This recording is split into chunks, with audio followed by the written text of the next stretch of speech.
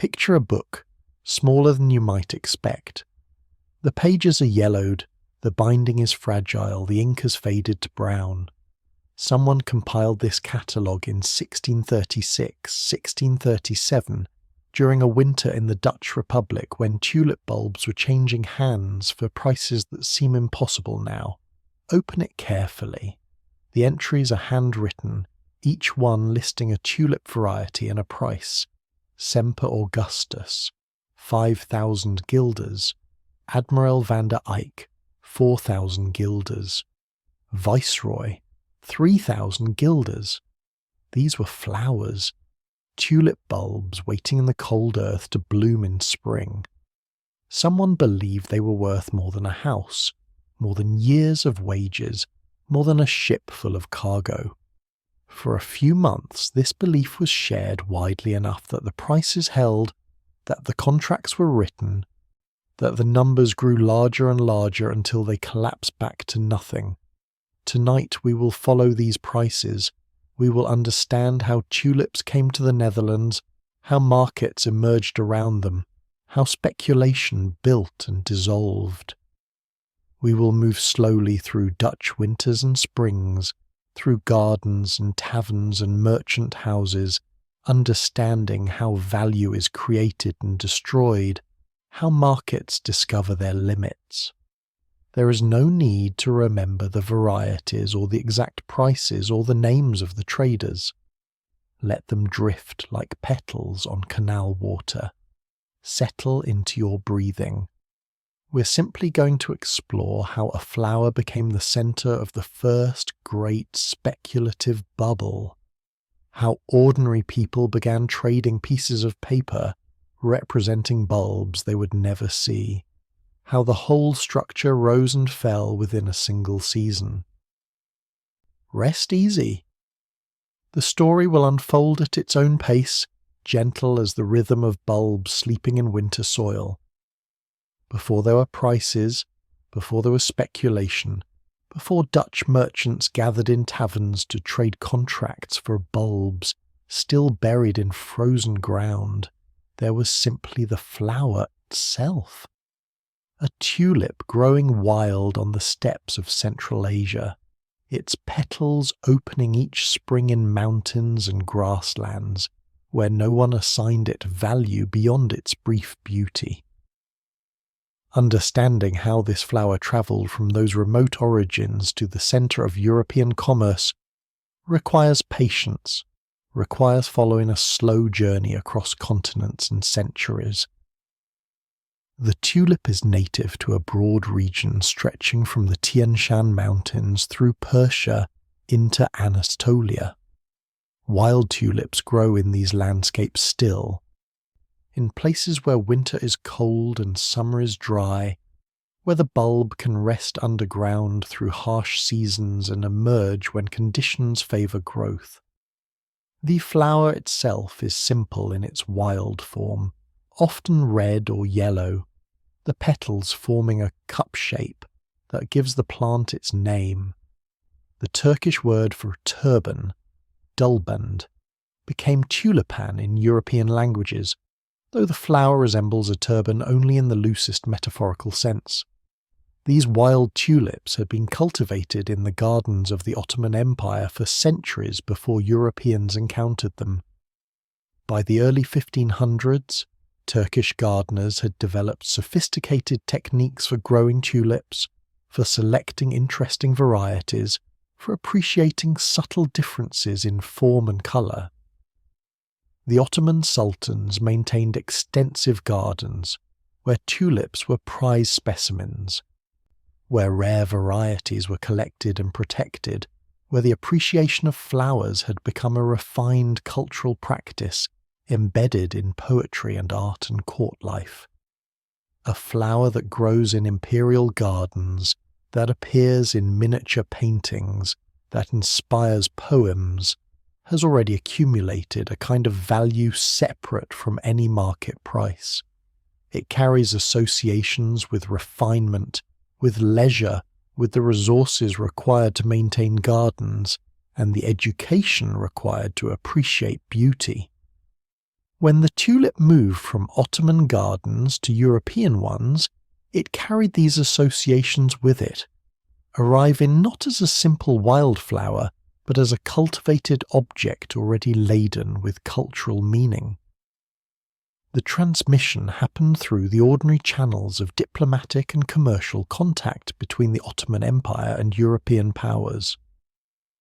Ogier Ghiselin de Busbecq, an Austrian nobleman serving as ambassador to the court of Suleiman the Magnificent in Constantinople, sent tulip bulbs back to Vienna in 1554.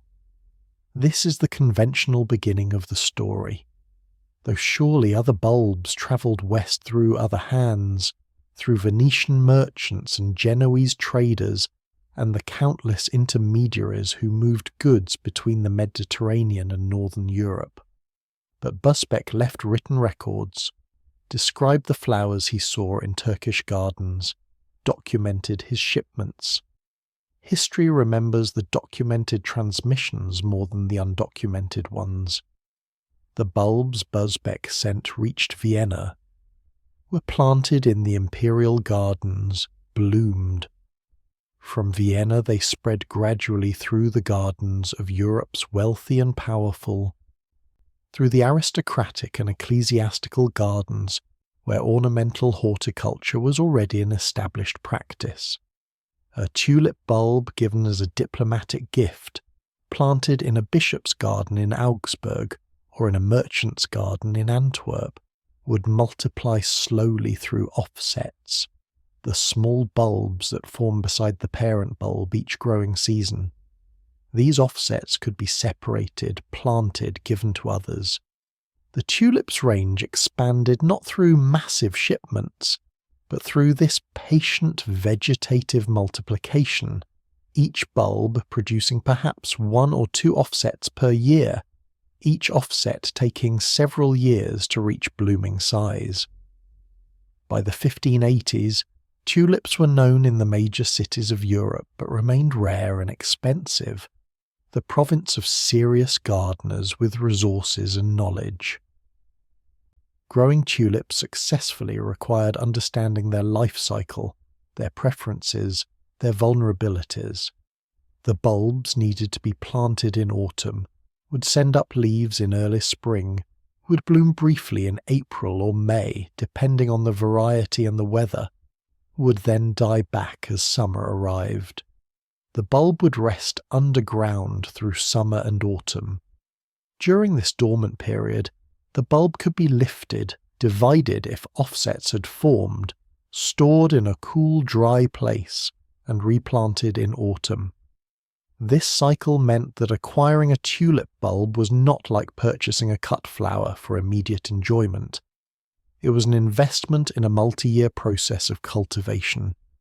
The tulip reached the Netherlands through the work of Carolus Clusius, a botanist of French origin who had spent years studying plants across Europe.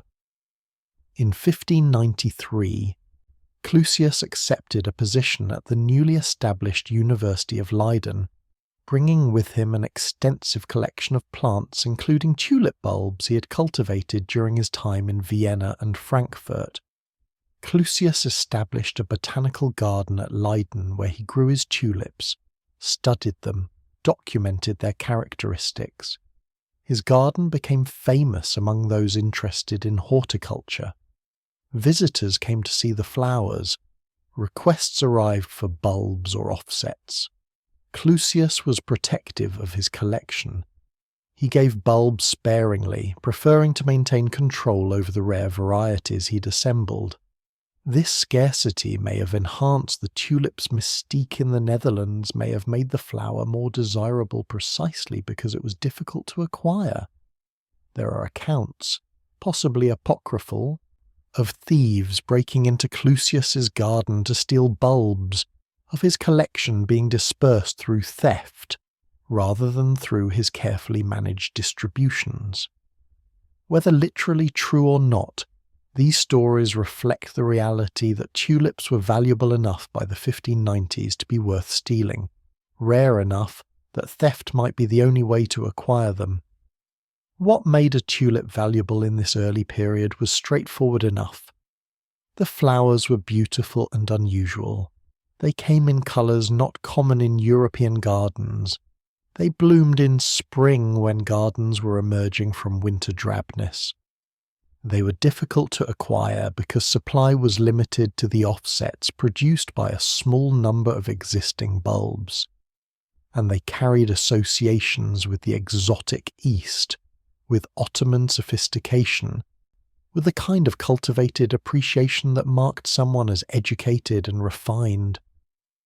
But beyond these general sources of value, tulips possessed a particular characteristic that would prove crucial to their later price development.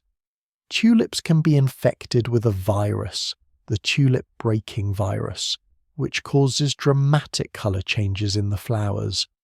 An infected tulip displays flames and feathers, intricate patterns where one colour breaks through another, creating effects that seemed almost impossibly complex. These broken tulips, as this is called, were the most highly prized varieties. The broken patterns were unpredictable. A plain red tulip might bloom one year, showing the first signs of breaking, the red shot through with white or yellow flames. The bulb's offsets might inherit this pattern, or they might not. The breaking could intensify over time, or could stabilize, or could disappear. No one in the 1600s understood that this was caused by a virus transmitted by aphids. They simply observed that some tulips broke into spectacular patterns, while others remained plain. That the breaking seemed partly hereditary, but not entirely. That controlling and predicting it was difficult. This biological peculiarity meant that tulip varieties existed on a spectrum from common to extraordinarily rare. A plain red tulip might be relatively common, its bulbs multiplying steadily, its offsets available for modest prices. A broken tulip with particularly fine flames might be unique or nearly so, might have only a handful of bulbs in existence, might take years to produce enough offsets to make the variety even moderately available. This created a natural hierarchy of value based on genuine scarcity and on aesthetic qualities that were widely recognized among those who cared about tulips. The Netherlands in the 1590s and early 1600s was particularly receptive to tulip cultivation. The Dutch Republic was prosperous. Its merchants dominated Baltic trade. Its ships carried grain and timber and naval stores from Poland and Prussia to the cities of Western Europe. The herring fisheries of the North Sea provided protein and employment. The textile industries of Leiden and Haarlem produced woolens for export. Amsterdam was becoming the financial centre of Europe, its exchange bank providing services that merchants elsewhere could not access, its merchants developing sophisticated techniques for managing trade and credit. This prosperity was distributed more broadly through Dutch society than wealth was distributed in most European countries. The Netherlands had no powerful aristocracy monopolizing land and wealth. It was a republic governed by merchants and burgomasters, by guilds and civic institutions. Wealth accumulated in the hands of merchants and skilled craftsmen, of people who worked for their money rather than inheriting vast estates. This created a society with substantial disposable income spread among a relatively large middle class, people who could afford to spend money on things beyond basic necessities. The Dutch developed a culture of collecting and display that reflected this prosperity and this social structure. Merchants collected paintings, commissioning portraits and landscapes and genre scenes from the extraordinary number of skilled painters working in Dutch cities. They collected books, built libraries, supported printing and scholarship. They collected shells and minerals and curiosities from around the world, assembling cabinets of wonders that demonstrated both their wealth and their intellectual engagement with the wider world. Collecting tulips fit naturally into this cultural context. A rare tulip in a merchant's garden was similar to a rare painting in his house or a rare shell in his cabinet, a beautiful object that demonstrated taste and resources. The gardens themselves were part of Dutch civic and domestic culture. Houses in cities like Amsterdam and Haarlem typically had small gardens behind them, walled spaces where families could grow herbs and flowers and vegetables. The wealthier merchants might have larger gardens at country houses outside the cities, estates where more extensive cultivation was possible. But even modest households often maintained gardens, and the cultivation of flowers was a respectable occupation for both men and women, a hobby that combined practical skill with aesthetic appreciation. Tulips thrived in Dutch soil and climate. The sandy soils of the coastal regions drained well, which tulips preferred. The maritime climate provided relatively mild winters and cool springs that suited the tulip's growth cycle. The Netherlands was well suited to tulip cultivation in practical agricultural terms, not just in cultural and economic terms. The flower found favourable conditions both in the ground and in the society. By 1610 or 1615, professional tulip growers were established in several Dutch cities, particularly in Haarlem, which would remain the centre of the tulip trade through the 1630s. These growers were skilled horticulturalists who understood tulip cultivation in detail, who could predict which bulbs would produce valuable offsets, who knew how to care for rare varieties, who maintained extensive gardens where hundreds or thousands of bulbs grew each season.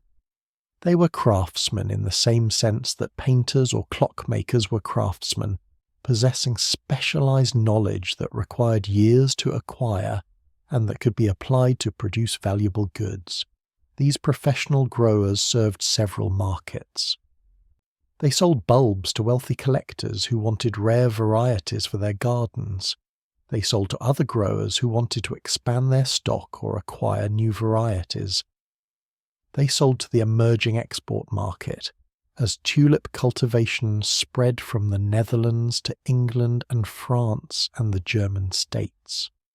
And increasingly through the 1620s and 1630s, they sold to a broader public of enthusiasts and small-scale speculators who were drawn to tulips for reasons that blended aesthetic appreciation with the possibility of profit. A professional grower in 1620 might maintain detailed records of his stock. He would know which bulbs were planted where in his garden, would track their growth and health, would record when they bloomed and what offsets they produced. When a bulb bloomed showing particularly fine form or colour or breaking, he would mark it for special attention, would protect its offsets, would begin building stock of this promising variety. Over several years of careful cultivation, he might develop enough bulbs of the new variety to begin selling them, first perhaps at high prices to collectors, later at declining prices as the stock multiplied and availability increased. The prices in this early professional trade were substantial but comprehensible. A rare broken tulip might sell for 100 guilders or several hundred guilders. A skilled craftsman in the Netherlands earned perhaps 250 to 300 guilders per year. So a bulb costing 200 guilders represented significant money, several months of wages, but it was within the realm of what a prosperous person might spend on a luxury item. These were not yet the 1,000 guilder bulbs or the multi-thousand guilder bulbs that would appear in the 1630s. They were expensive flowers, valued by people who cared about gardens and beauty and rarity, trading in a market where buyers and sellers both understood what they were buying and why it was valuable. The professional growers published catalogues occasionally, documents listing the varieties they had available and the prices they were asking. These catalogues served multiple purposes. They advertised the growers' stock. They established prices that other market participants could reference. They distributed information about what varieties existed and what characteristics they displayed. A collector in England or France could read a Dutch grower's catalogue and learn about varieties he might want to acquire, could correspond with the grower, could arrange purchases and shipments.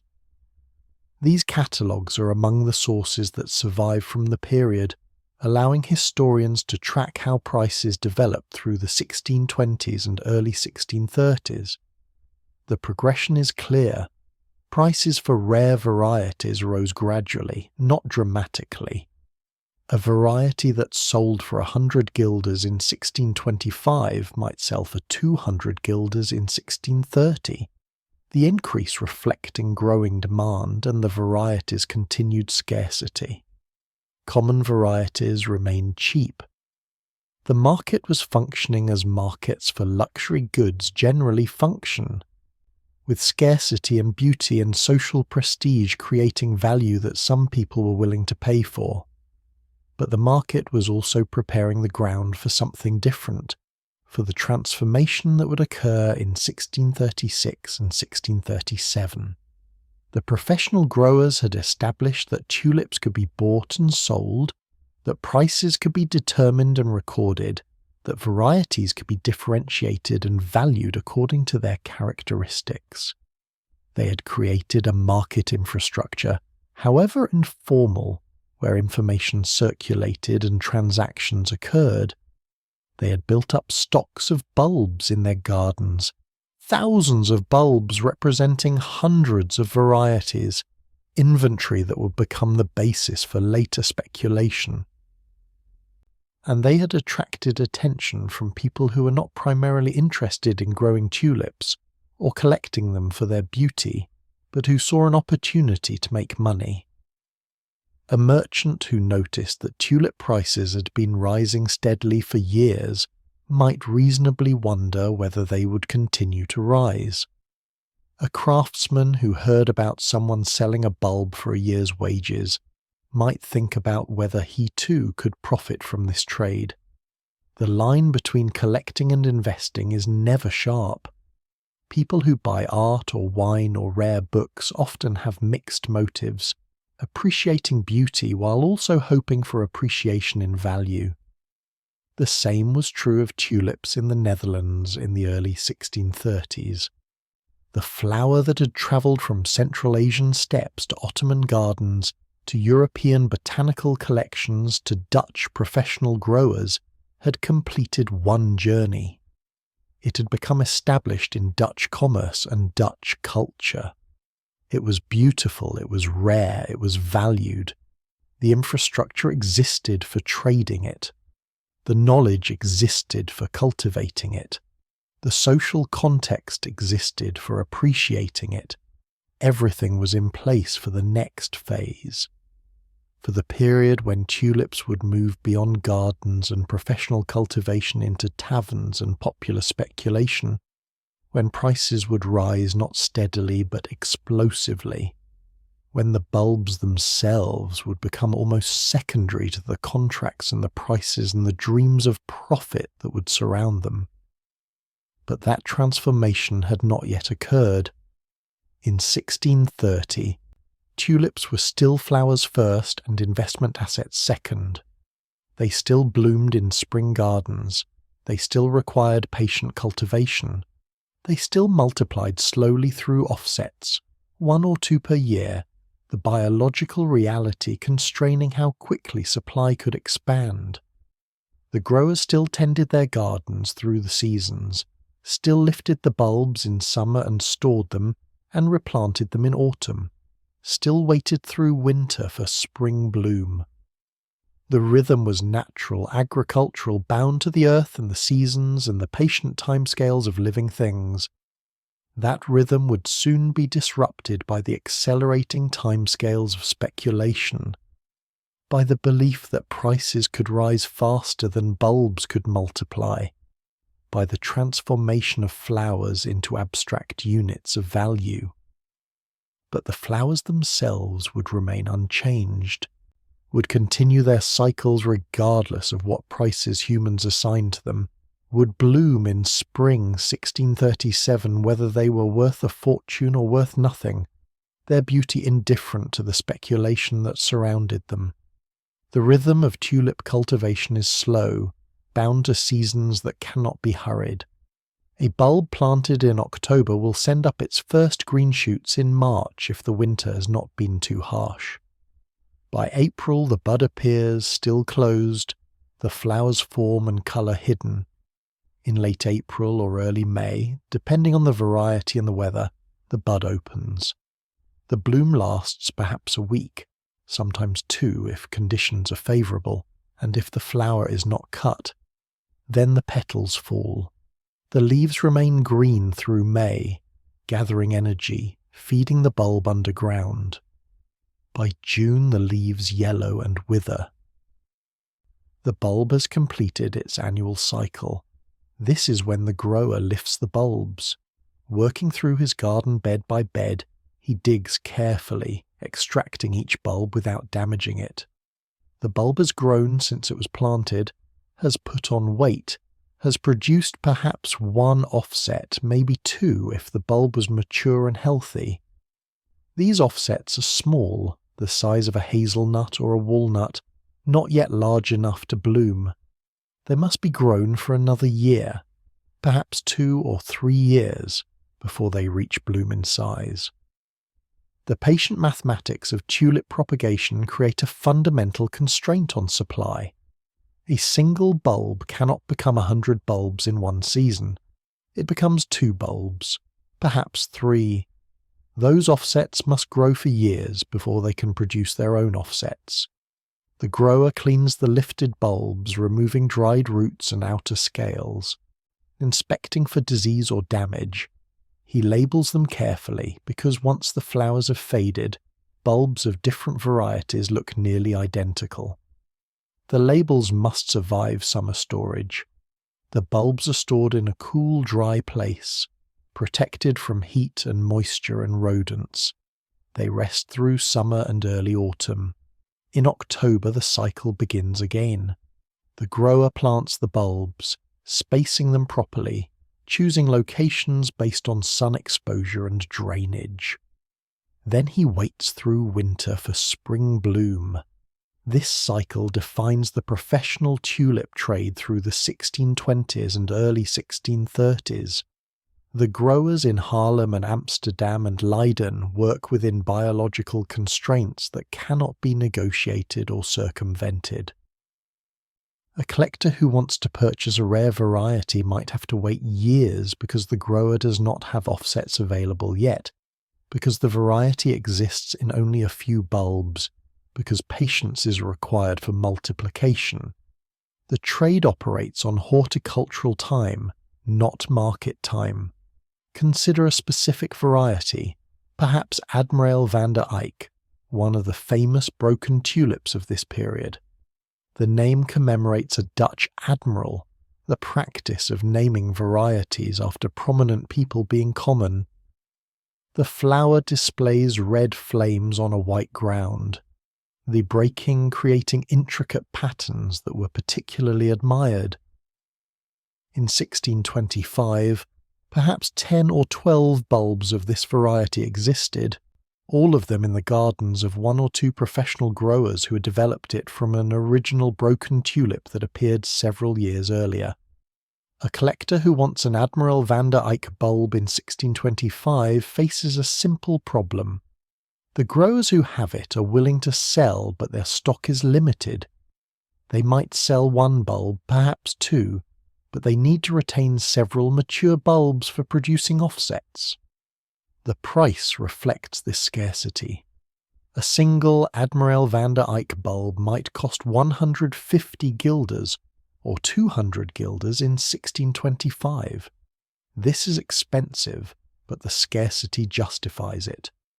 The buyer understands that he is purchasing one of very few bulbs of this variety in existence, that the grower has spent years developing it, that its beauty is genuine and its rarity is real.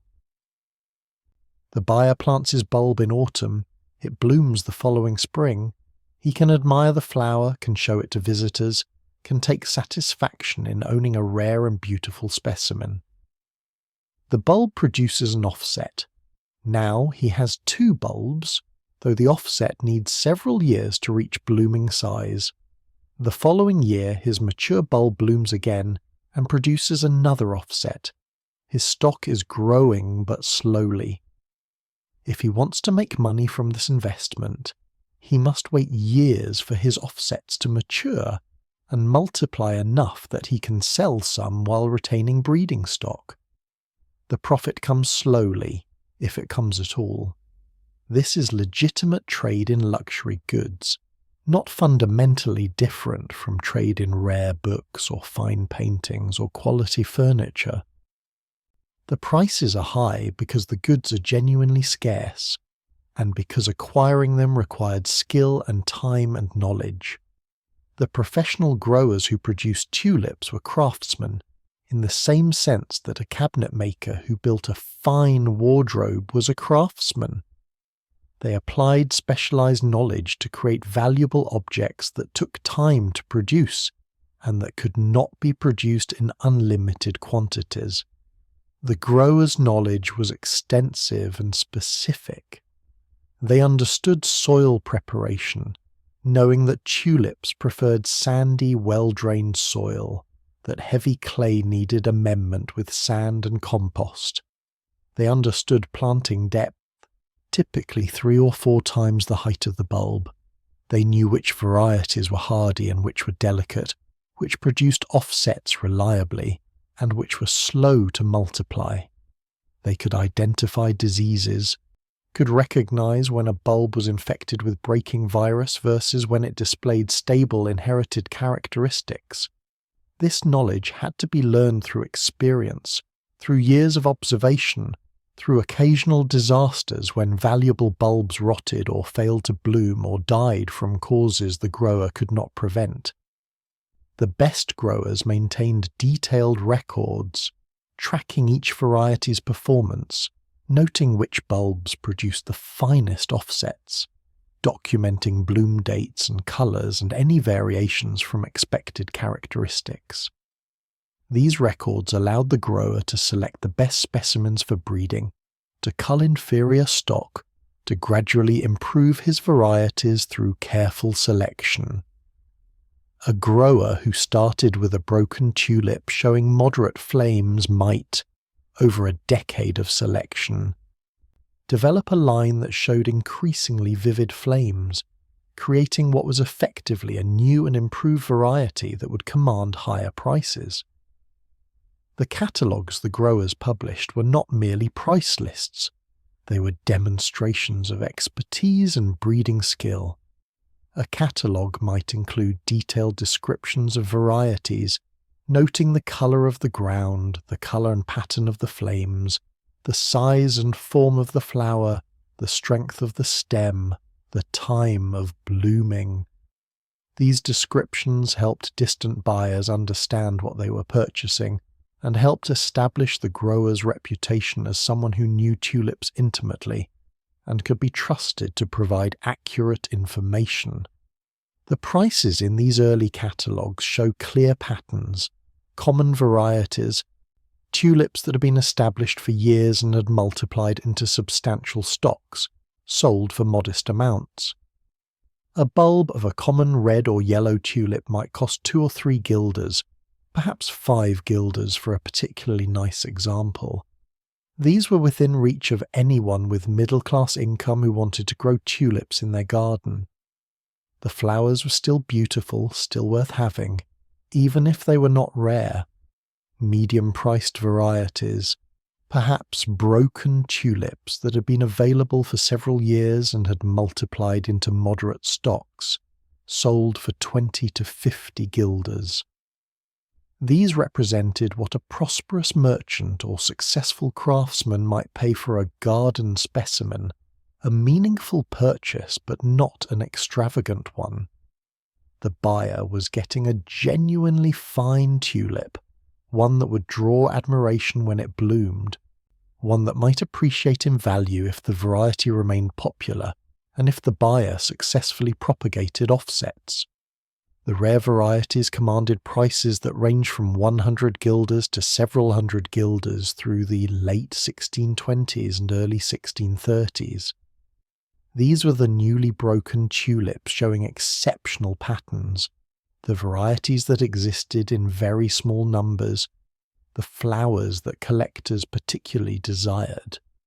A bulb costing 300 guilders represented more than a year's wages for a skilled craftsman, a substantial investment that only the quite wealthy could afford. But the buyers in this market segment were serious collectors, people building important gardens, people who understood what they were buying and why it was valuable. The market at this stage was relatively small and specialized. The participants knew each other, at least by reputation. A grower in Haarlem would know which collectors in Amsterdam were serious buyers, which merchants in Leiden were building gardens, which foreign buyers were interested in particular varieties. The network was personal, built on reputation, and demonstrated knowledge. A buyer might visit a grower's garden to see the flowers in bloom before committing to a purchase. A grower might extend credit to known buyers, accepting payment over time for expensive bulbs. The seasonality of the trade created natural rhythms. Most transactions occurred in summer when the bulbs were lifted and available for delivery. A buyer purchasing a bulb in June or July could receive immediate delivery, could plant the bulb in his own garden in autumn. Some transactions occurred earlier, during or just after spring bloom, when buyers could see the flowers and agree on purchases for delivery after the bulbs were lifted. Winter saw relatively little trading because the bulbs were in the ground and could not be delivered without damaging them by lifting too early. This seasonal constraint meant that a buyer who wanted a bulb in December or January, when the bulb was in the ground growing, either had to wait until summer for delivery or had to purchase what was essentially a future claim on the bulb. The grower would agree to deliver the bulb when it was lifted in summer, and the buyer would pay either immediately or upon delivery. These deferred transactions were routine in tulip trade and in many other agricultural trades. They allowed planning and commitment without requiring immediate physical delivery of goods that were not yet available. The financing of tulip purchases at this stage was straightforward. A buyer might pay cash for a bulb, handing over guilders in coin or in bills drawn on an Amsterdam bank. Or the buyer might purchase on credit, providing a promissory note that would be redeemed in several months or a year. Credit was widely used in Dutch commerce. Merchants regularly extended credit to other merchants. Suppliers sold goods on account. The use of credit in the tulip trade was unremarkable, simply an application of normal commercial practices to this particular commodity. The professional growers were not merely passive suppliers. They actively cultivated demand, maintaining relationships with collectors, informing them when new varieties became available, sometimes reserving particularly fine specimens for favoured customers. A grower who had developed a spectacular new broken tulip might offer first refusal to a wealthy collector who had been a good customer, knowing that the collector would pay a premium for early access. These relationships created loyalty and repeat business, the same dynamics that operated in any trade where reputation mattered. Some growers specialized in particular types of tulips. One might focus on developing the finest broken varieties, investing years in selection and cultivation to produce flowers with the most vivid flames and the most intricate patterns. Another might specialize in early blooming varieties, useful for gardeners who wanted color as early in spring as possible. Another might develop doubles, tulips with extra petals creating fuller, more complex blooms. This specialization allowed growers to differentiate themselves, to develop expertise that would be difficult for competitors to match, to command premium prices for their particular strengths. The geography of the trade centered on Haarlem, a city of perhaps 30,000 people, located near the North Sea coast, about 10 miles west of Amsterdam. Haarlem's soil was particularly suitable for tulips, sandy and well-drained. The city had a long tradition of horticulture, its bleaching fields for linen providing employment to thousands, while the surrounding region produced vegetables and flowers for Amsterdam markets. Many of the most prominent tulip growers maintained gardens in Haarlem or in the villages immediately surrounding it. The concentration created advantages. Growers could observe each other's work, could exchange knowledge and occasionally bulbs, could develop the collective expertise that characterized successful craft centers. Amsterdam was the commercial hub where much of the buying and selling occurred, where wealthy collectors lived, where foreign buyers came to make purchases, where the auctions and exchanges that developed later would be centered. But Haarlem was where the bulbs actually grew, where the work of cultivation happened, where the knowledge resided. A merchant in Amsterdam who wanted to build a tulip collection would travel to Haarlem to visit growers' gardens, would examine bulbs and flowers, would negotiate purchases, would arrange for delivery to his Amsterdam garden. The professional growers were prosperous but not spectacularly wealthy. A successful grower might have assets of several thousand guilders, a comfortable middle-class position. His wealth came from accumulated stock, from the bulbs in his garden representing years of cultivation, from his reputation and his relationships with buyers. But converting that wealth to cash required selling bulbs, which reduced his stock and his future earning potential. The grower was always balancing the desire to sell for current income against the need to maintain breeding stock for future production. This created a natural conservatism, a hesitancy to sell too much too quickly. Some amateurs also grew tulips seriously in this period, wealthy merchants or professionals who maintained gardens as a serious hobby rather than as a business. These amateur growers might have important collections, might occasionally buy and sell bulbs, might develop new varieties through their own selection work. They were part of the tulip community, connected to the professional growers through shared interest and through occasional transactions. The line between professional and serious amateur was not always sharp. An amateur who developed a particularly fine new variety might begin selling offsets, might gradually transition toward professional status. The social aspect of tulip collecting should not be underestimated. The growers and collectors formed a community, meeting at gardens and taverns, corresponding about new varieties, sharing information, and occasionally sharing bulbs. This community valued knowledge and aesthetic judgment, the ability to recognize a fine tulip and to understand its qualities. Success in this community required demonstrating expertise, building a reputation for good judgment, maintaining honest dealings. The social capital was as important as the financial capital for anyone who wanted to be taken seriously in the tulip trade. By 1633 or 1634, the market was beginning to broaden beyond the core community of professional growers and serious collectors. More people were buying tulips, drawn by the combination of beauty and increasing prices. A merchant who knew little about horticulture might purchase a few bulbs, hoping they would appreciate in value, planning to sell them at a profit in a few years. A craftsman who had saved some money might invest in a moderate-priced tulip, viewing it as a store of value similar to gold or silver. The market was still functioning as it had before, but the participant base was expanding. The motives were becoming more mixed. The line between collecting and speculating was becoming less distinct.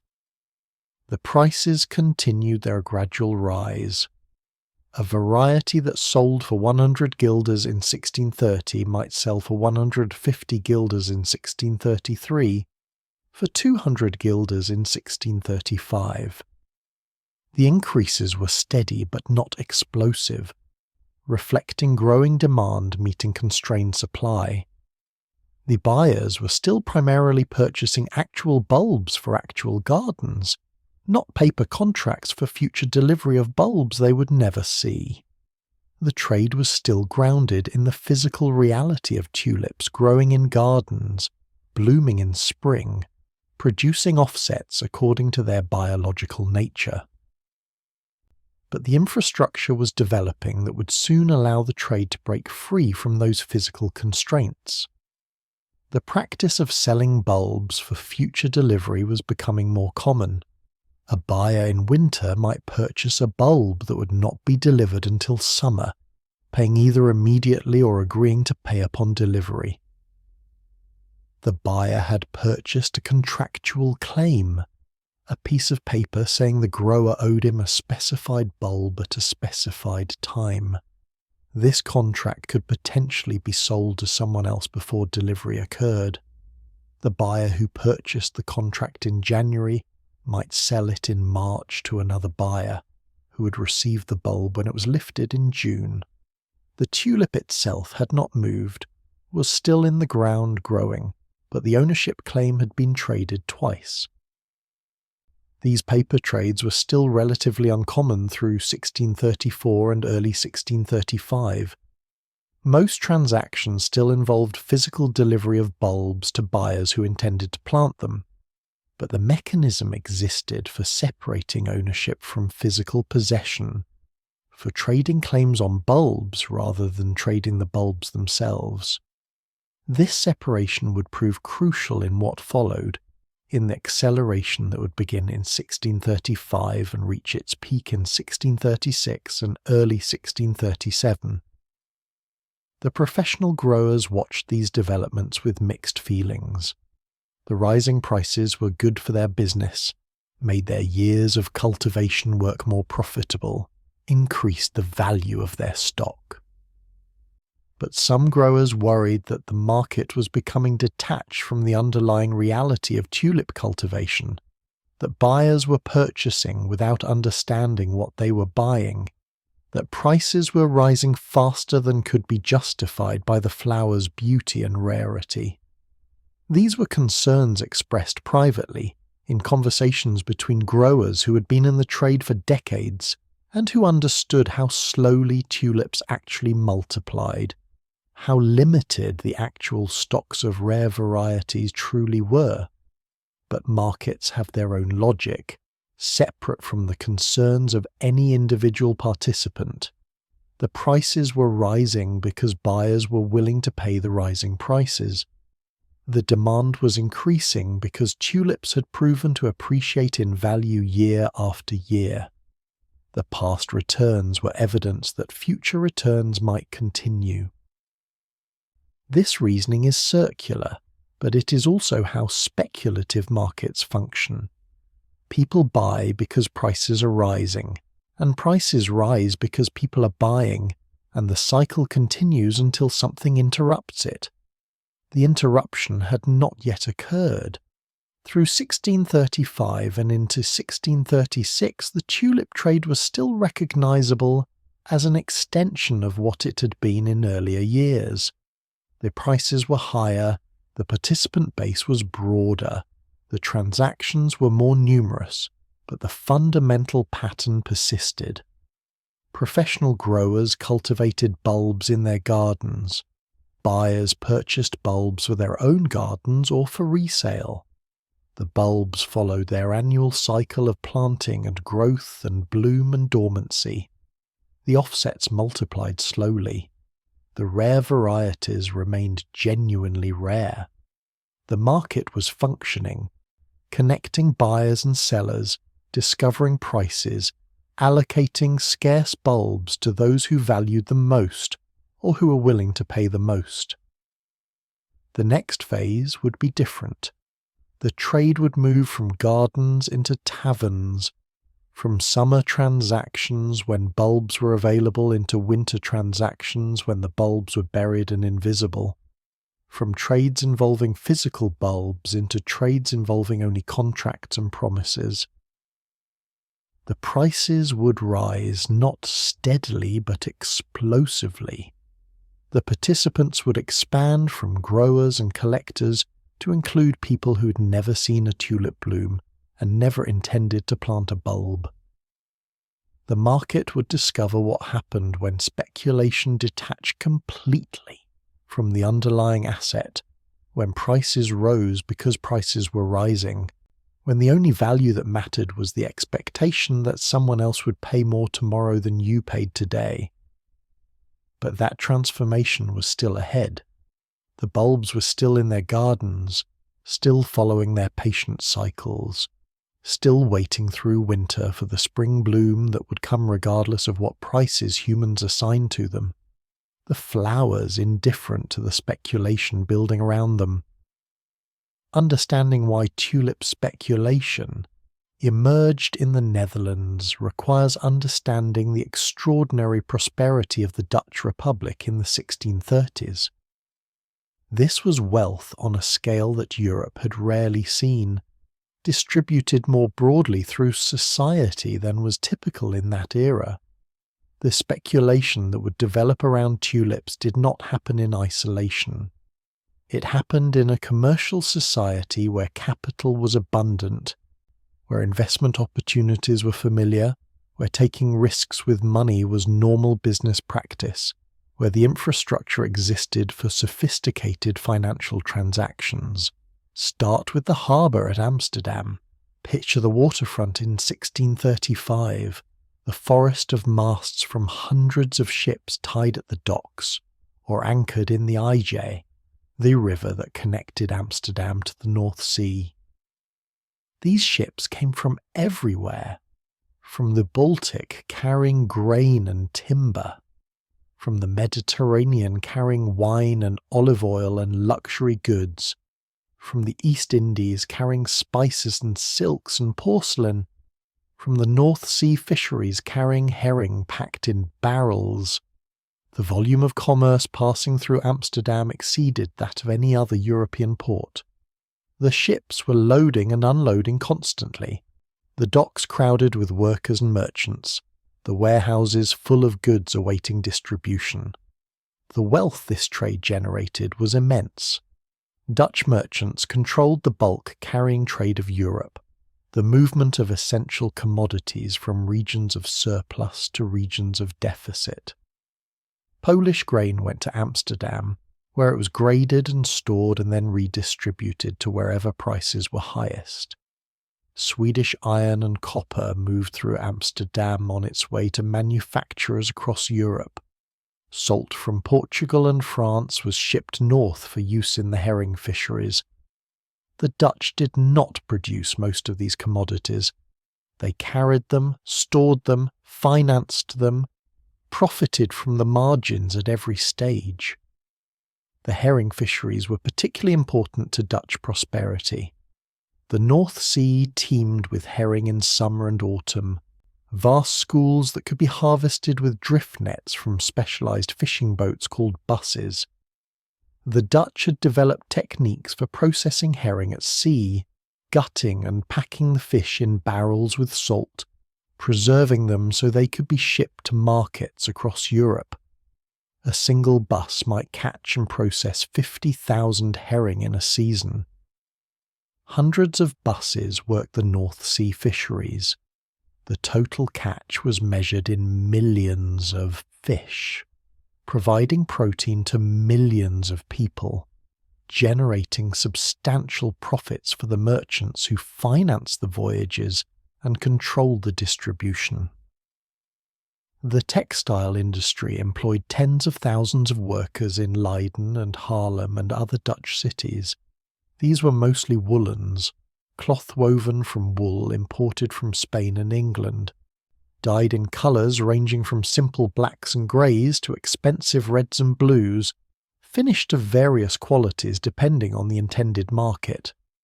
The Dutch textile industry competed on quality and on specialisation, producing finer woolens than were available from most manufacturers, developing particular cloth types that acquired reputations in international markets. Leiden says, a lightweight worsted fabric was recognised across Europe as a quality product. The merchants who controlled this trade bought raw wool, put it out to spinners and weavers and dyers working in their homes or in small workshops, collected the finished cloth and sold it through networks that reached from Russia to the Americas. The Dutch East India Company, the Verenigde Oostindische Compagnie of Oost, dominated Dutch commerce with Asia. Founded in 1602 through the merger of several competing companies, the VOC was a joint stock corporation owned by shareholders who could buy and sell their shares through the Amsterdam Exchange. The company maintained fortified trading posts in the East Indies, controlled the spice trade from the Moluccas, traded in Indian textiles and Chinese porcelain and Japanese copper, and countless other goods. The profits were substantial when voyages succeeded, though the risks were also high given the distances, the diseases, the competition from Portuguese and English traders, the constant warfare in Asia. The VOC was capitalised at 6.5 million guilders in its founding, an enormous sum raised by selling shares to thousands of investors. The shares traded actively on the Amsterdam Exchange. A shareholder who wanted to exit his investment could sell his shares to another investor without affecting the company's operations. This separation of ownership from management, this liquidity of shareholding, this ability to mobilize capital from a broad base of investors, these were innovations in corporate organization that the VOC pioneered and that would later spread to other industries and other countries. The VOC's success demonstrated that large-scale commercial enterprise could be organized as permanent joint stock corporations rather than as short-term partnerships that dissolved after each voyage. Amsterdam's financial infrastructure supported this commercial empire. The Exchange Bank, founded in 1609, provided services that merchants elsewhere could not access. The bank accepted deposits and allowed merchants to make payments by transferring credits between accounts rather than by physically handling coins. This was faster, safer, more convenient than moving chests of coins across the city. The bank also standardized currency. In an era when hundreds of different coins circulated, many of them clipped or debased, the bank's credits represented consistent value. A merchant could deposit various coins at their actual metallic content and receive bank credits that were universally accepted in Amsterdam commerce. The bank made Amsterdam the financial centre of Europe. Merchants from across the continent maintained accounts at the Exchange Bank. Large transactions were settled by transfers between accounts. The bank provided credit through overdraft facilities. It served as lender to the city government and to the VOC. The infrastructure of international commerce ran through this institution, billions of guilders in transactions flowing through its accounts each year, the patient bookkeeping recording every transfer, every credit, every debt. The Netherlands also had a sophisticated market for government debt. The provincial governments and the city governments borrowed money by selling bonds to investors. These bonds paid interest annually and were redeemable at specified future dates.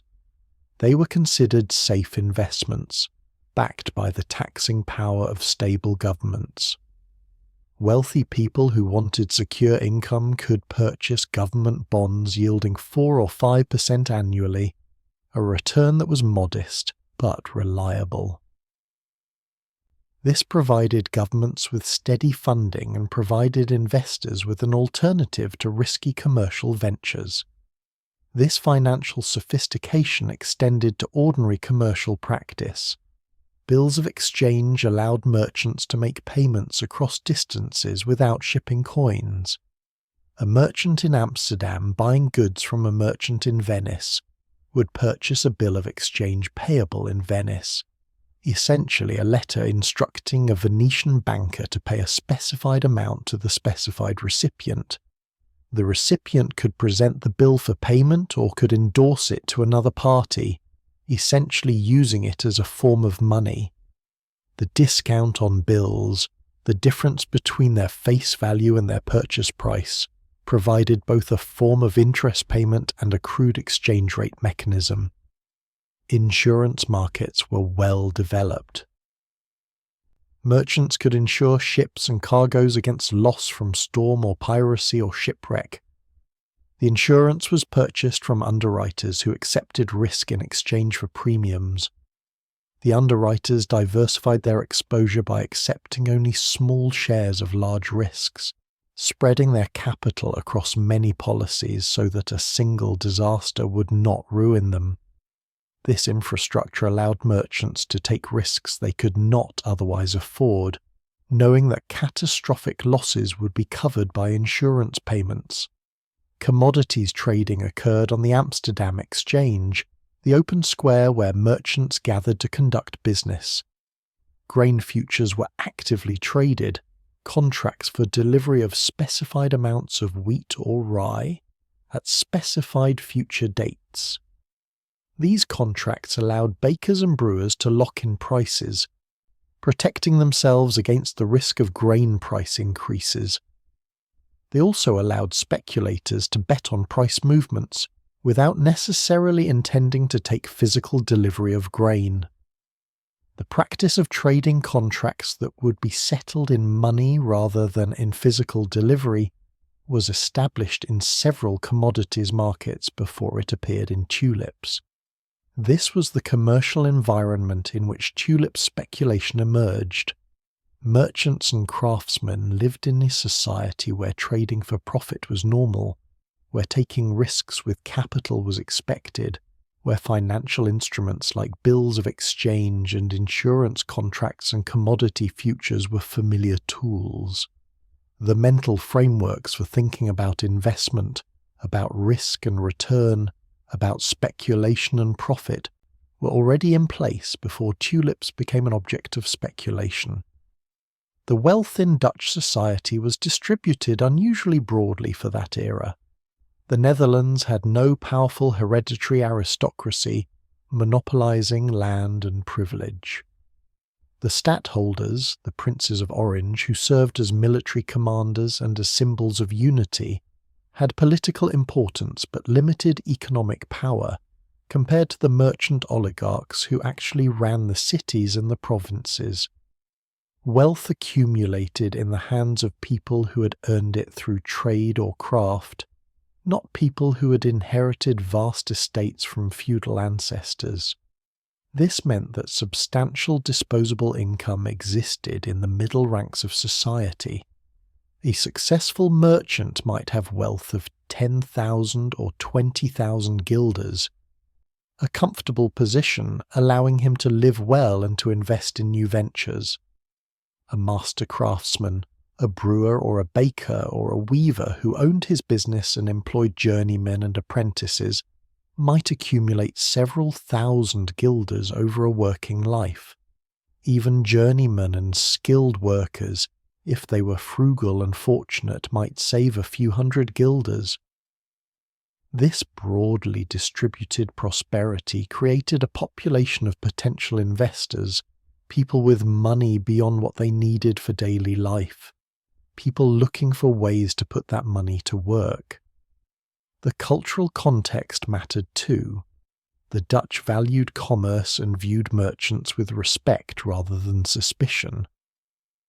In many European societies, commerce was regarded as socially inferior to land ownership or military service. Merchants were suspected of dishonesty.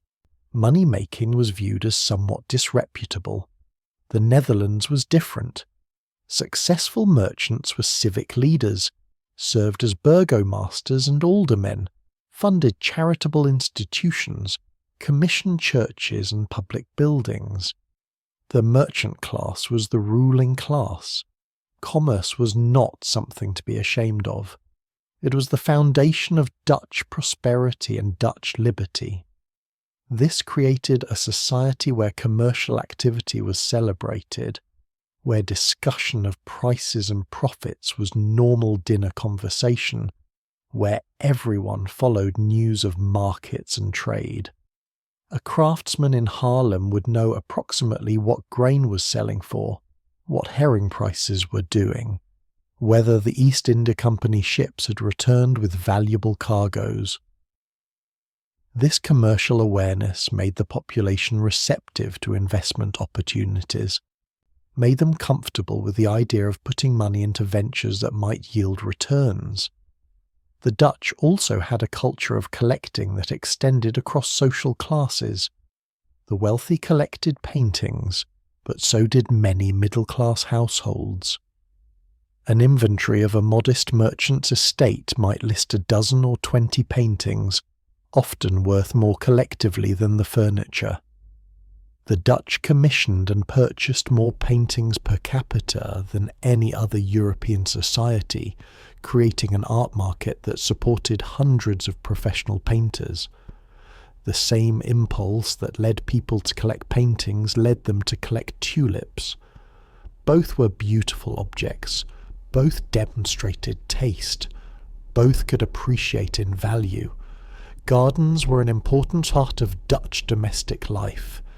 Even in crowded Amsterdam, houses typically had small gardens behind them, walled spaces where families could grow herbs and vegetables and flowers. These gardens were extensions of the living space, places where family members spent time in good weather, where guests were entertained, where the household's prosperity and good taste were displayed. A garden with fine tulips was similar to a house with fine paintings. It signalled that the family had resources and education, an appreciation for beauty.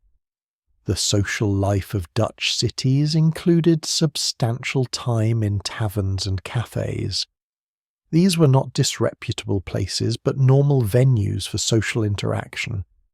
Merchants conducted business in taverns, meeting partners and clients over beer or wine, negotiating deals, exchanging information about markets and opportunities.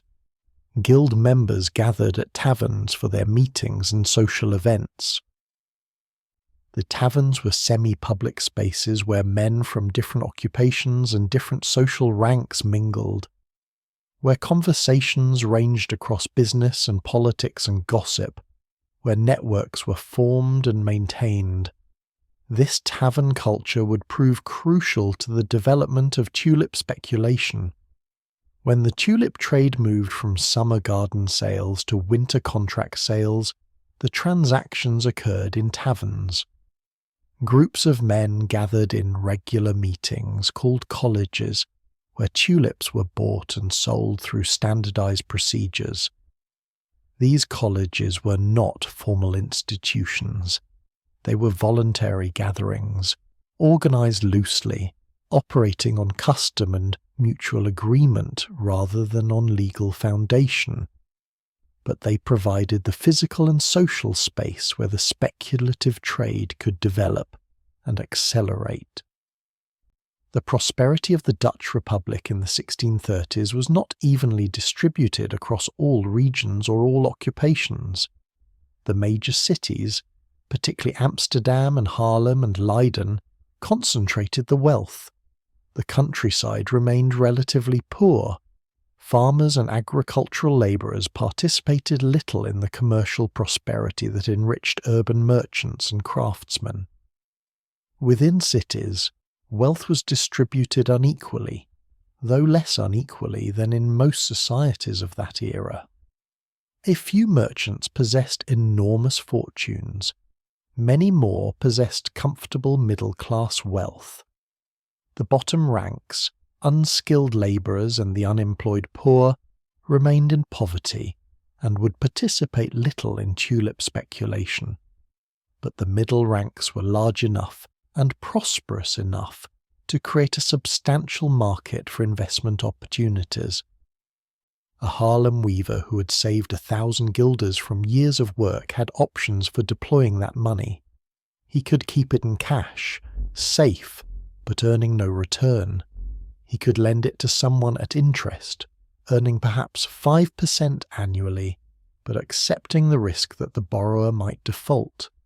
He could invest in a share of a ship or a trading voyage, accepting higher risk for potentially higher returns. He could purchase land, though land ownership was less accessible and less desirable in the Netherlands than in agricultural societies. Or he could invest in commodities, purchasing goods that he believed would appreciate in value. Tulips represented one such commodity investment. By the mid-1630s, tulips had a track record of appreciation. Prices had risen steadily for years. People who had purchased bulbs had seen their investments increase in value. This was evidence that tulips were a good investment, that buying them was a prudent way to deploy capital. The fact that tulips were also beautiful, that they provided aesthetic pleasure while they appreciated, made them more attractive than purely financial investments like bonds or bills of exchange.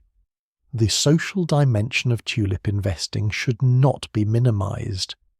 Participating in the tulip trade connected you to a network of other participants, provided social interaction and entertainment, gave you something to discuss in taverns and at social gatherings.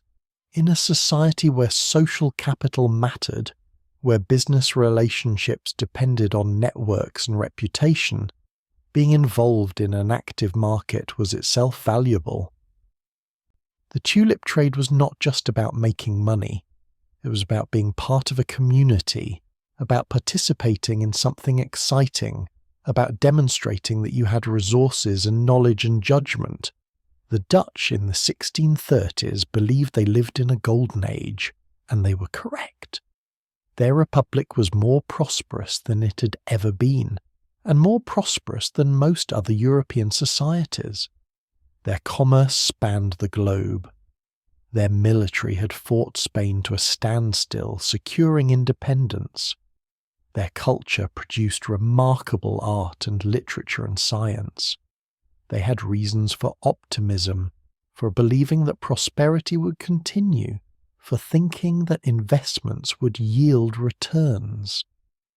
This optimism created receptivity to new opportunities, made people willing to take risks, made them believe that rising prices would continue to rise. The speculation that would develop around tulips emerged from this context. It was not an aberration or a sudden madness. It was an extension of normal commercial behaviour in an unusually prosperous society. The Dutch had capital. They had financial instruments. They had experience with speculation in other markets. They had a culture that valued commercial success. They had social structures that facilitated collective action. They had gardens where tulips could grow and taverns where tulips could be traded. Everything was in place. The tulip, already valuable, already appreciating steadily, was waiting to become the object of something larger, of a speculative episode that would demonstrate what happened when all these elements came together around a single commodity, when prices began to rise not because of fundamental value, but because of belief that prices would continue to rise, when the logic of speculation detached from the logic of cultivation, When paper contracts multiplied faster than bulbs could reproduce, when the patient time of gardens gave way to the accelerating time of markets. But that acceleration had not yet fully begun. The infrastructure was ready. The capital was available. The participants were gathering. The stage was set for what would unfold through the winter of 1636 and 1637, when Tulip Mania would reach its peak and then collapse, when the Dutch Republic would discover the limits of speculation, when the flowers would bloom in spring gardens regardless of the prices that had risen and fallen around them through the winter months. The transformation happened gradually through the autumn and winter of 1636, then accelerated rapidly through December and January into early February of 1637. The tulip trade moved from gardens into taverns, from summer transactions involving actual bulbs into winter transactions involving promises and contracts, from a specialized market among growers and collectors into a popular phenomenon engaging thousands of participants across Dutch cities and towns. Understanding this transformation requires following it step by step, seeing how ordinary commercial practices evolved into something different, how prices that had risen steadily began rising explosively, how the mechanisms of speculation detached from the constraints of physical reality. The timing was not accidental. Tulip bulbs are in the ground from October through May or June. During these months they cannot be dug up and delivered without damaging or destroying them. A buyer who wants to purchase a tulip bulb in December faces a simple problem. The bulb exists. It is growing in some grower's garden, but it cannot be delivered until summer when it is lifted. The solution is to purchase a claim on the bulb, a contract specifying that the seller will deliver a specified bulb at a specified future date, typically in June or July when lifting occurs. These forward contracts were not new in 1636. They had existed in the tulip trade for years. Professional growers routinely sold bulbs for future delivery, allowing buyers to commit to purchases during winter when they could see the flowers blooming or just after bloom when memory of the flowers was fresh. The contracts were straightforward commercial instruments. The buyer agreed to pay a specified price. The seller agreed to deliver a specified bulb at a specified time. Both parties intended to fulfill their obligations. The buyer wanted the bulb for his garden. The seller intended to deliver it. What changed in 1636 was that these contracts began to be traded among parties who had no intention of taking or making physical delivery. A buyer who purchased a contract in November for a bulb to be delivered in June might sell that contract in January to another buyer, who might sell it again in March to a third buyer. The bulb itself remained in the ground, unchanged, growing through its normal cycle. But ownership of the claim to that bulb passed through multiple hands, each buyer paying more than the previous buyer, each seller profiting from the price increase, the whole structure depending on the assumption that someone would eventually be willing to pay even more. The Dutch called this the wind handle, the wind trade, because it involved trading in air, in promises, in things that did not yet exist in deliverable form. The term was not necessarily pejorative. It simply described the nature of the trade. You were buying wind, buying a promise, buying a piece of paper that said someone owed you a tulip bulb at some future date. Whether that piece of paper had value depended entirely on whether someone else would buy it from you, and whether the seller would ultimately deliver the bulb. The physical locations where this trade occurred were taverns across the Dutch Republic, but especially in Haarlem and Amsterdam and the towns surrounding them. Groups of men, typically ranging from 20 to perhaps 50 participants, would gather in a specific tavern on a regular schedule, perhaps every week or every few days during the peak period. These gatherings were called colleges, a term borrowed from guild and civic organizations. The colleges had no legal status, no formal membership, no written rules. They existed through custom and through the voluntary participation of men who wanted to trade tulips. Picture a tavern in Haarlem in December of 1636. The room is warm from the fire, crowded with men sitting at tables or standing in groups, the air thick with tobacco smoke and conversation. This is a college meeting, a regular gathering of tulip traders.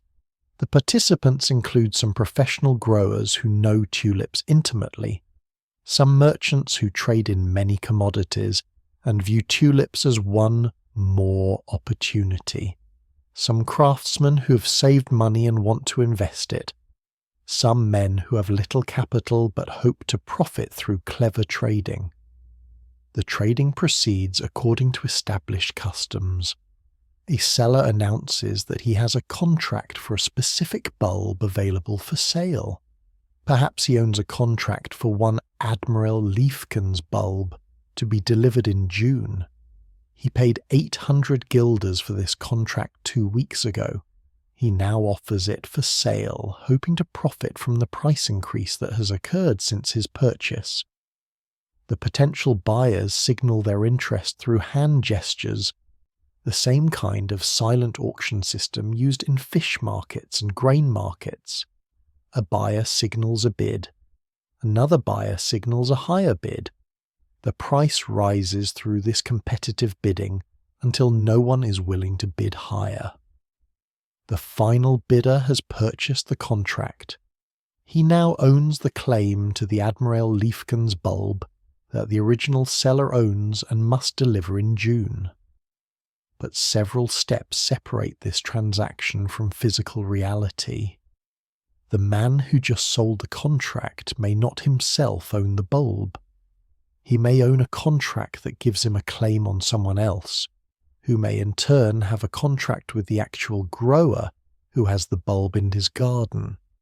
The chain of contracts can extend through multiple parties, each one obligated to the next. The whole structure ultimately depending on the grower actually having the bulb and actually delivering it when the time comes.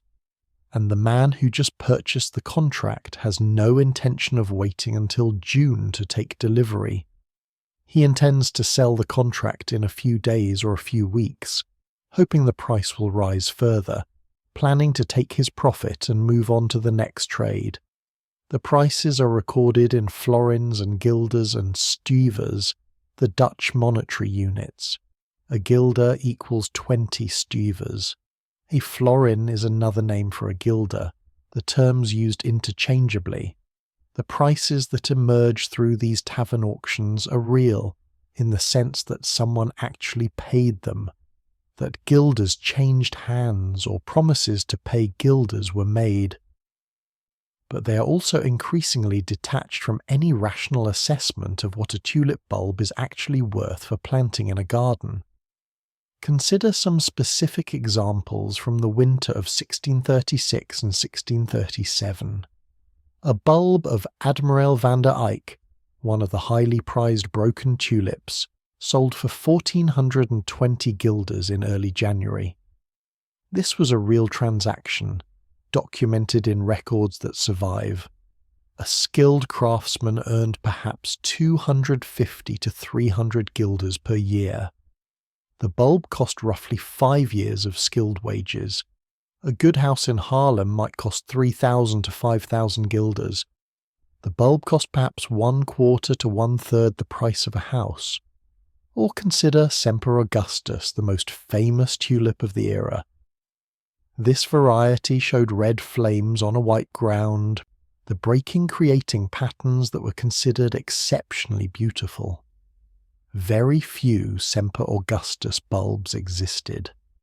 In late December of 1636 or early January of 1637, A single Semper Augustus bulb reportedly sold for 5,500 guilders, though some sources suggest 6,000 guilders. This was more than the price of a fine house. It was roughly 20 years of a skilled craftsman's wages. It was enough money to purchase a ship, or to fund a substantial trading venture, or to support a family in comfort for many years. The documentation of these extreme prices is somewhat uncertain. The records that survive are incomplete. Some prices were recorded in notarial contracts when disputes arose. Others were recorded in pamphlets published after the collapse, documents that may have exaggerated to make moral points about the folly of speculation. Modern historians debate exactly which prices were actually paid versus which were asked or claimed or invented. But the overall pattern is clear. Prices for the rarest tulips reached levels that were extraordinary by any reasonable standard. Hundreds of guilders, thousands of guilders, amounts that represented years of income for ordinary people. But most tulips sold for much less. The price distribution was extremely skewed. A small number of varieties, the rarest and most beautiful broken tulips, commanded enormous prices. A larger number of less rare but still desirable varieties sold for hundreds of guilders. Common varieties, tulips that had multiplied into substantial stocks, sold for modest amounts, perhaps 10 or 20 or 50 guilders. And the most common tulips, sold by weight rather than individually, sold for even less. A pound of common tulip bulbs, perhaps 20 or 30 bulbs depending on their size, might sell for 100 guilders or less during the peak period. This weight-based trading developed for the common varieties. Instead of negotiating the price of each individual bulb, traders dealt in pounds, using the weight standard called the AAS, about 1/20th of a gram. A pound contained approximately 9,000 AAs. The price per arrears allowed traders to calculate the price of any quantity quickly.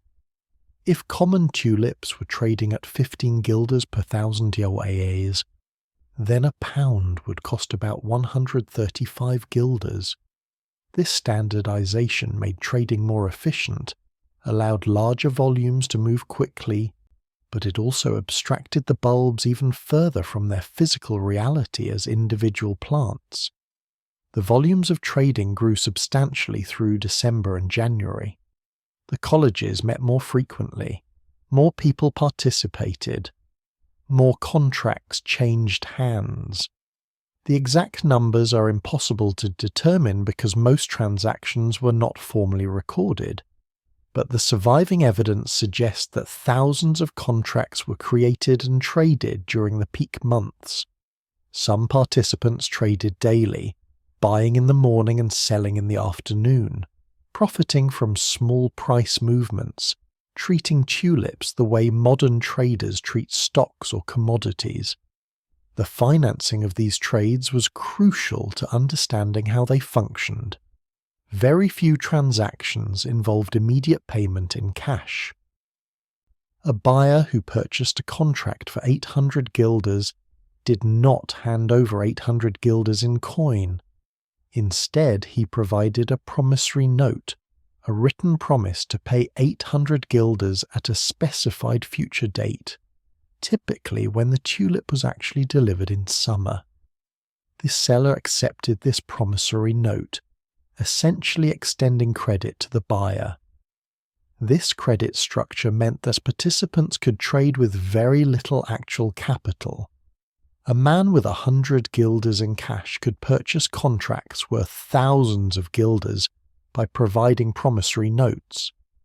He could then sell those contracts at higher prices, receiving promissory notes from his buyers.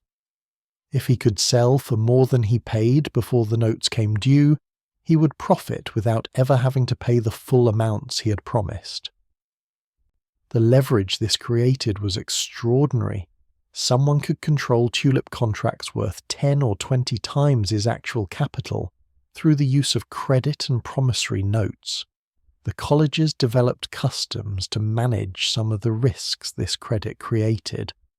When a contract was sold at a college meeting, the buyer typically paid a small percentage of the purchase price immediately, perhaps 3% or 5%. This wine money, as it was called, provided some compensation to the seller and some commitment from the buyer.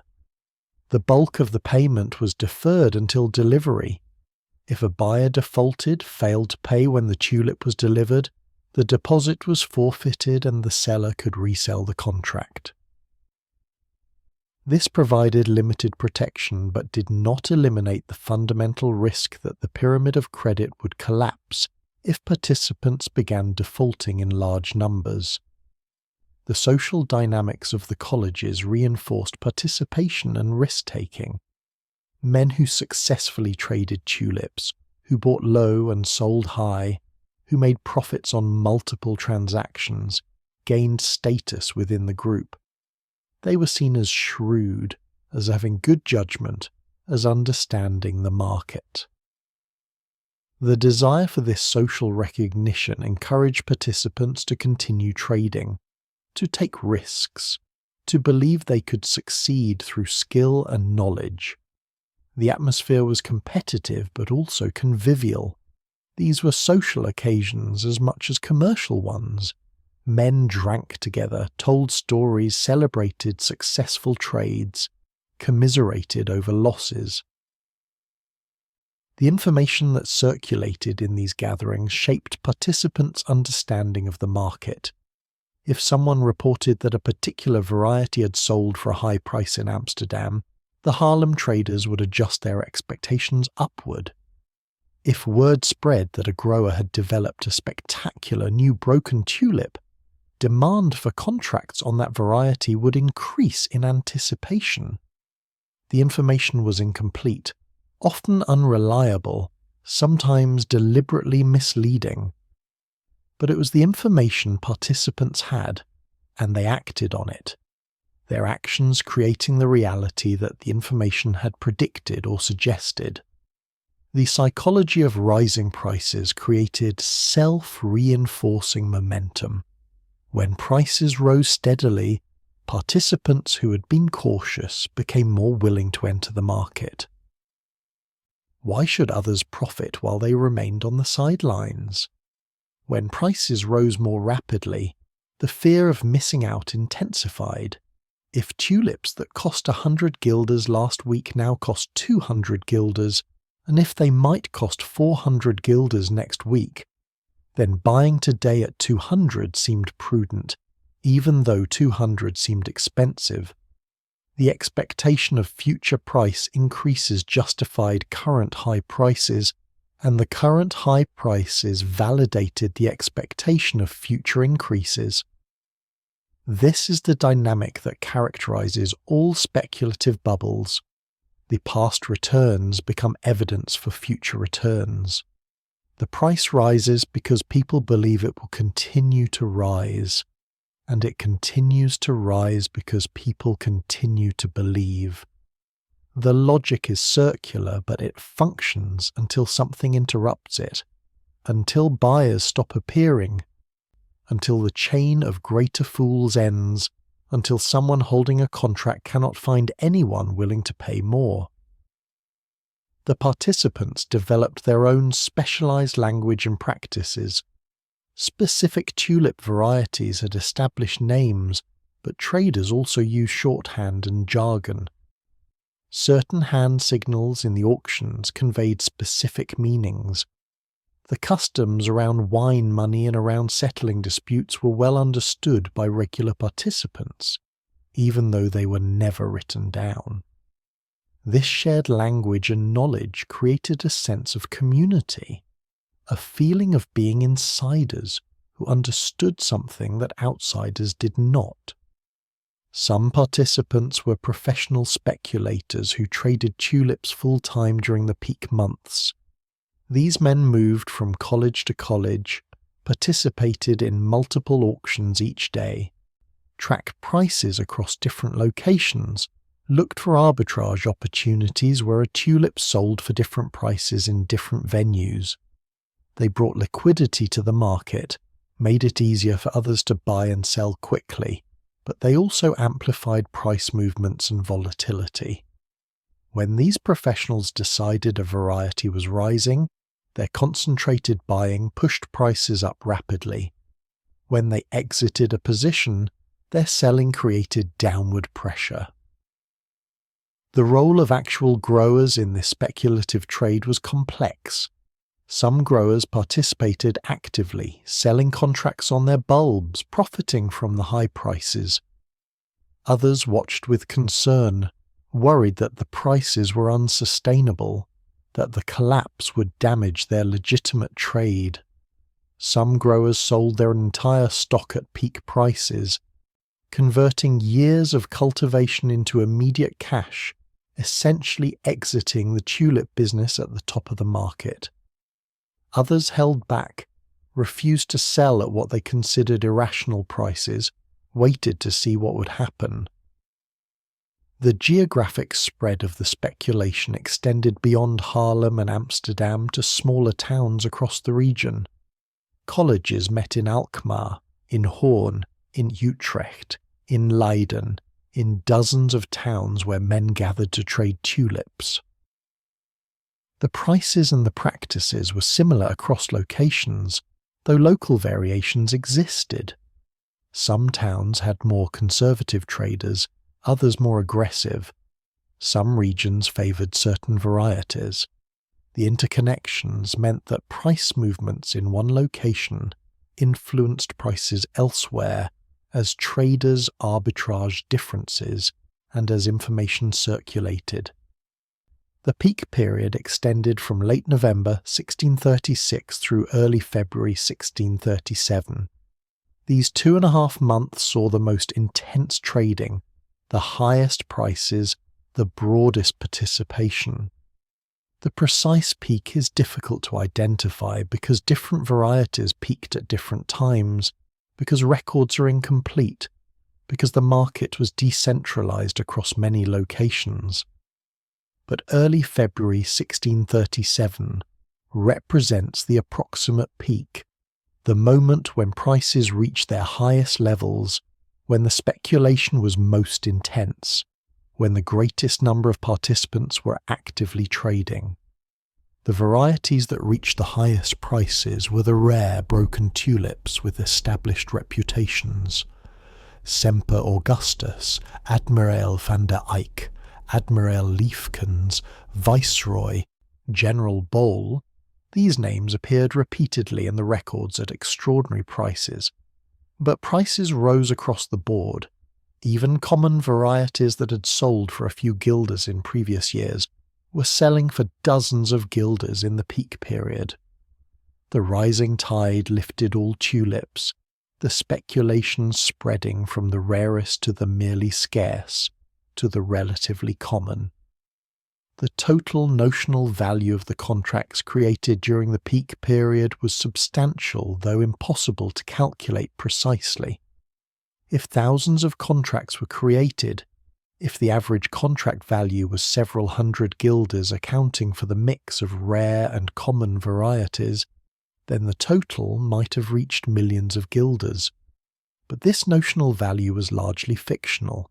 It represented promises to pay, credit extended, future obligations. The actual money that changed hands was a small fraction of the notional values being recorded. The sustainability of this structure depended on confidence.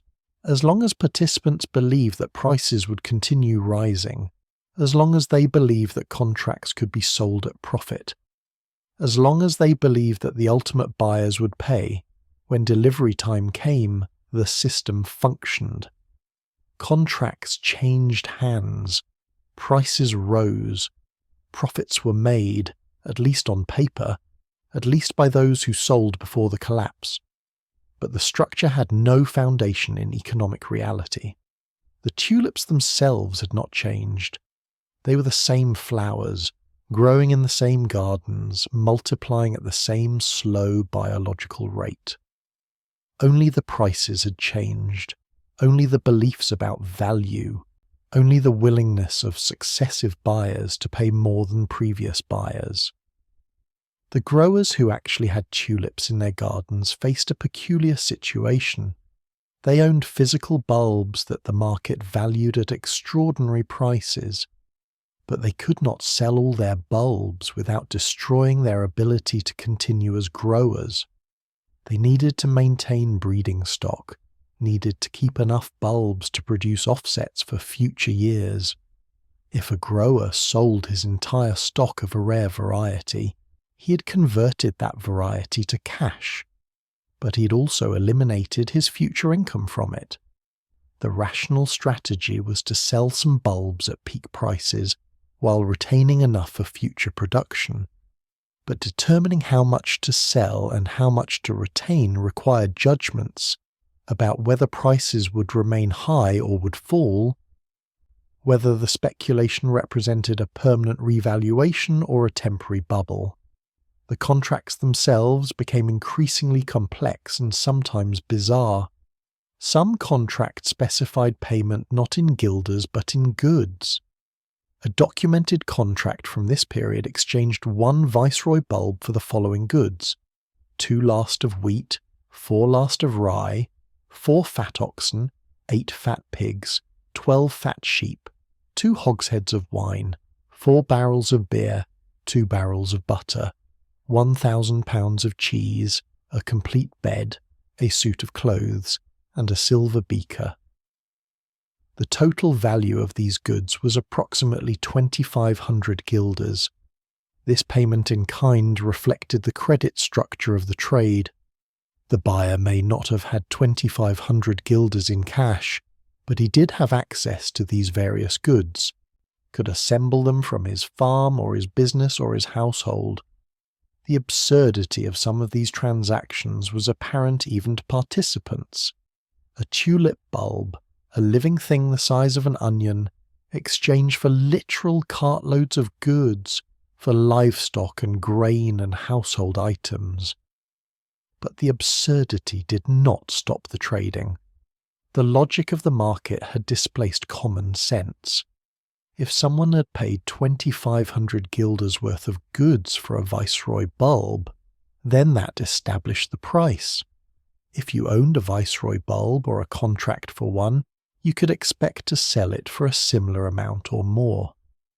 The precedent justified the price, and the price created new precedents. The taverns where these colleges met profited from the activity. More customers meant more beer and wine sold. The proprietors sometimes participated in the trading themselves, or took cuts of transactions arranged in their establishments. The economic benefits to the tavern keepers created incentives to encourage the trading, to provide space and support, to help organize the colleges and maintain the customs that governed them. The speculation reached into social classes that normally had little involvement in financial markets. Weavers and cobblers and carpenters, men whose work was manual and whose incomes were modest, participated in tulip trading during the peak period. They used their savings or their credit to purchase contracts, hoping to profit from a few successful trades, hoping to improve their economic position through fortunate speculation. For most of these men, the amounts involved were small relative to the highest prices but significant relative to their incomes. A weaver who paid 50 guilders for a contract, hoping to sell it for 80 or 100 guilders, was risking a substantial portion of his savings, was making a bet that could improve his position or damage it significantly. The wider society watched this speculation with mixed reactions. Some people were drawn in, wanted to participate, saw opportunity. Others were skeptical, thought the prices were ridiculous, expected disaster. Still others were indifferent, uninterested in tulips or unable to participate because they lacked even modest capital. The speculation did not engage the entire Dutch Republic. It remained concentrated in certain regions and certain social groups. But within those groups, during the peak months, tulip trading became a central preoccupation, a topic of constant discussion, an activity that dominated time and attention and capital. The winter of 1636 and 1637 was the season when the wind trade reached its fullest expression, when speculation detached most completely from underlying value, when prices rose most dramatically, when participation was broadest, when the belief that tulips represented wealth seemed most widely shared.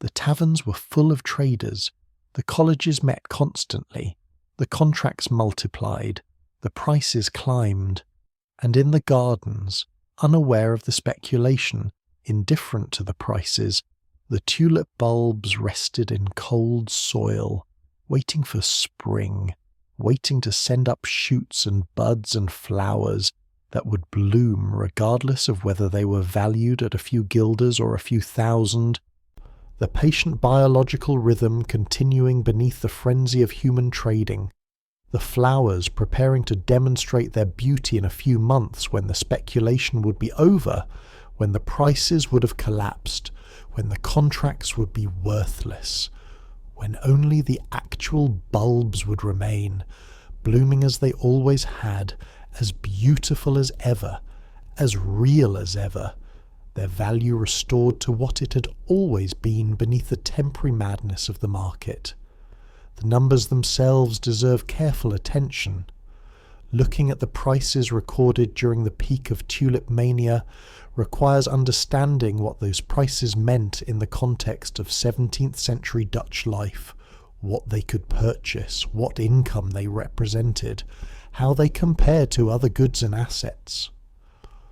The figures that appear in surviving contracts and account books and later pamphlets seem extraordinary, but understanding their meaning requires patient comparison and context, requires translating guilders and stuivers into real purchasing power and real wealth. Start with wages and income, the foundation for understanding relative value. A skilled craftsman in the Dutch Republic in 1637, a carpenter or a mason or a weaver with years of experience, earned approximately 250 to 300 guilders per year. This was good income for the time, enough to support a family modestly, to rent a house, or perhaps eventually purchase one, to eat adequately and dress respectably. A master craftsman who owned his own workshop and employed journeymen might earn more. Perhaps 400 or 500 guilders annually if business was good. But for an ordinary skilled worker, 250 to 300 guilders represented a full year's wages. A common labourer, someone without specialised skills, earned substantially less. Perhaps 150 to 200 guilders per year, enough to survive but not enough to accumulate savings or to rise above subsistence. The wage differential between skilled and unskilled labour was significant, reflecting the value of craft knowledge and experience. A merchant or professional might earn much more. A successful merchant could make thousands of guilders annually. A lawyer or physician might earn 500 to 1,000 guilders, but these were the prosperous minority. Most people who worked for wages earned amounts measured in hundreds of guilders per year, not thousands. Now consider what things cost. A good house in Haarlem or Amsterdam, something substantial enough to accommodate a family and perhaps a workshop, cost approximately 3,000 to 5,000 guilders to purchase. Houses could also be rented for perhaps 100 to 200 guilders annually, about 1/3 to 1/2 of a skilled worker's income. Food for a family for a year might cost 100 to 150 guilders, depending on the number of people and the quality of the diet. Clothing for a year might cost another 50 guilders. The basic necessities of life for a family consumed most of a skilled worker's income, leaving limited amounts for savings or for investment or for luxuries. A barrel of butter containing about 200 pounds sold for approximately 25 to 30 guilders. A fat pig cost about 30 guilders. A fat ox cost about 120 guilders. A last of wheat, a unit of volume equal to about 4,000 pounds, cost approximately 120 to 150 guilders, depending on harvest quality and market conditions. These were significant purchases, things that represented substantial fractions of annual income, but they were also comprehensible amounts that corresponded to real value in nutritional utility. With this context established, the tulip prices become comprehensible as extraordinary but not meaningless numbers. When a contract for an Admiral van der Eyck bulb sold for 1,400 guilders in early January 1637, that represented approximately 5 years of a skilled craftsman's wages. It was roughly half the price of a good house.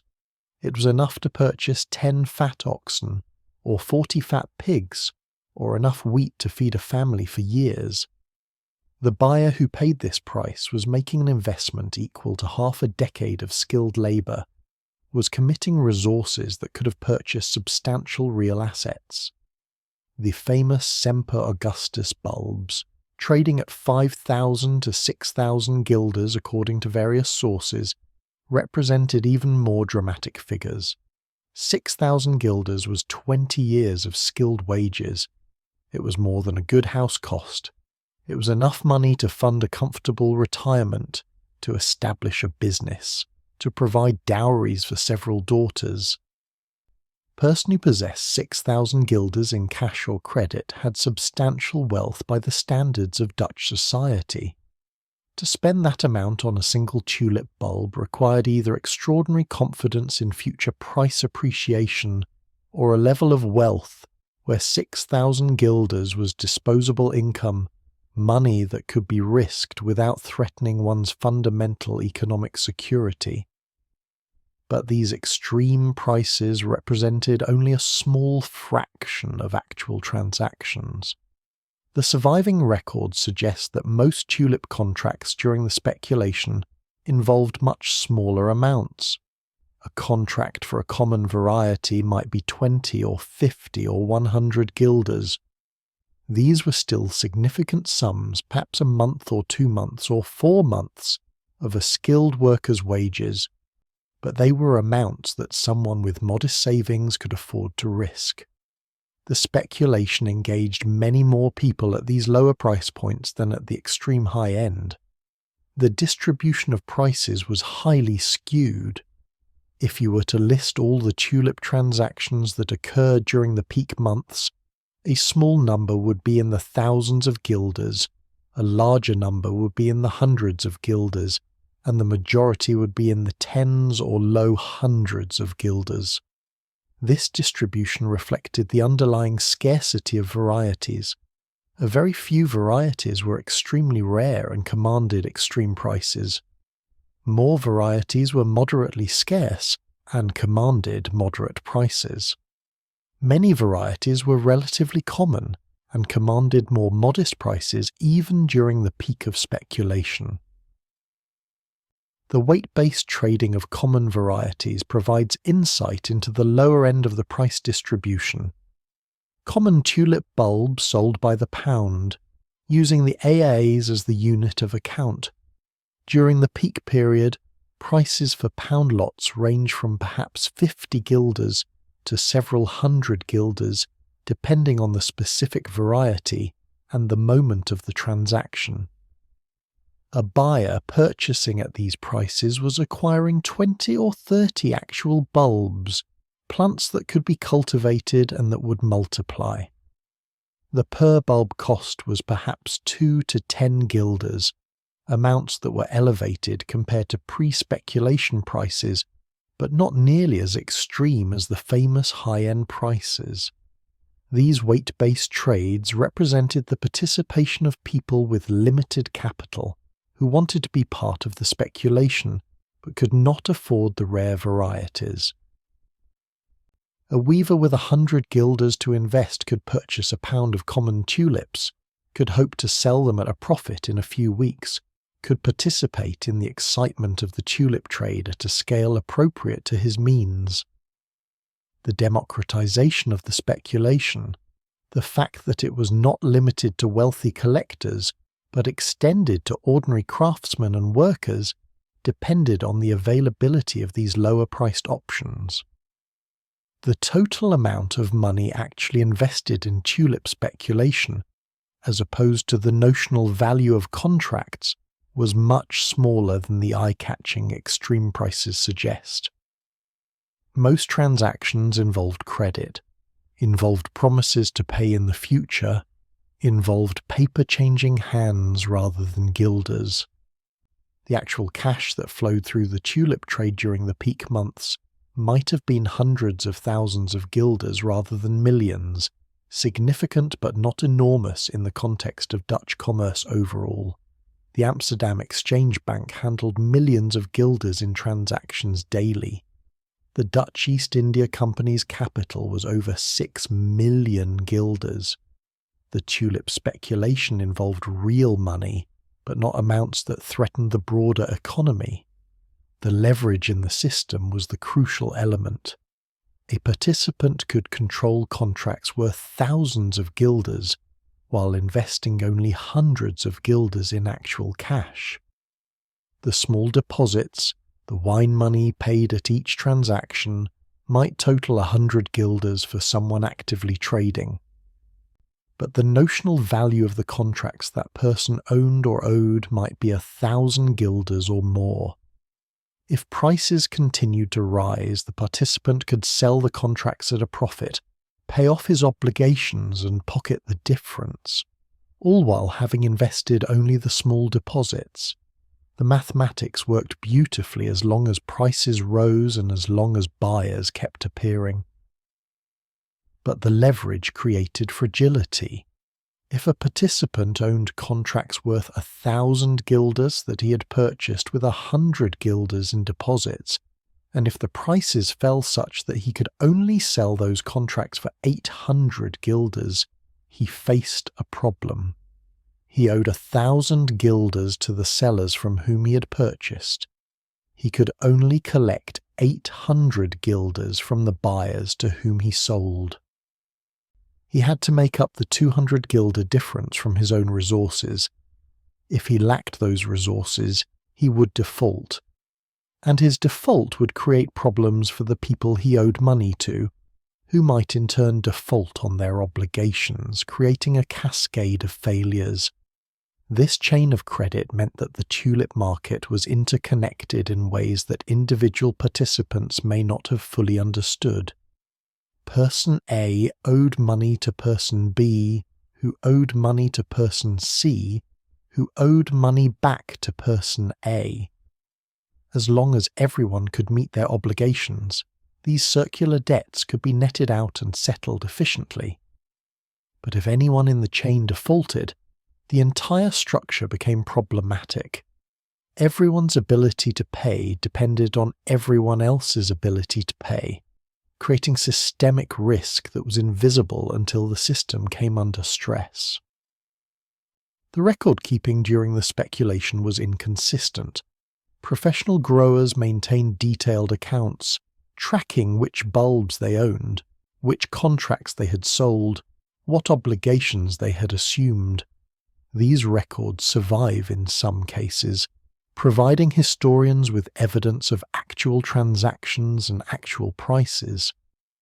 But many participants kept poor records or no records at all. Tavern trades were often documented only with informal notes, if they were documented at all. Verbal agreements were common.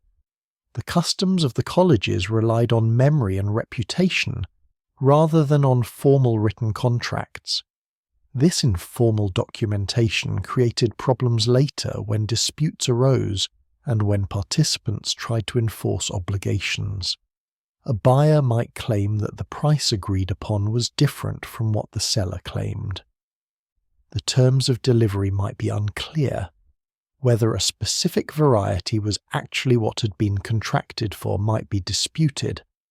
The lack of formal documentation meant that many conflicts could not be resolved through legal process, had to be settled through negotiation, or simply abandoned as unenforceable. The notarial records that do survive provide glimpses into specific transactions. A notary might be called in to witness and record a significant tulip sale, creating a formal document that both parties signed. These notarized contracts specified the variety, the price, the delivery date, and the payment terms with precision. They were legally enforceable, at least in theory. The surviving notarial records from the peak period show a range of transactions, from modest deals involving common varieties to spectacular deals involving rare bulbs at extraordinary prices. But notarized contracts represented only a small fraction of total transactions. Most trades occurred informally and were never formally documented. The composition of the participant base shifted during the speculation.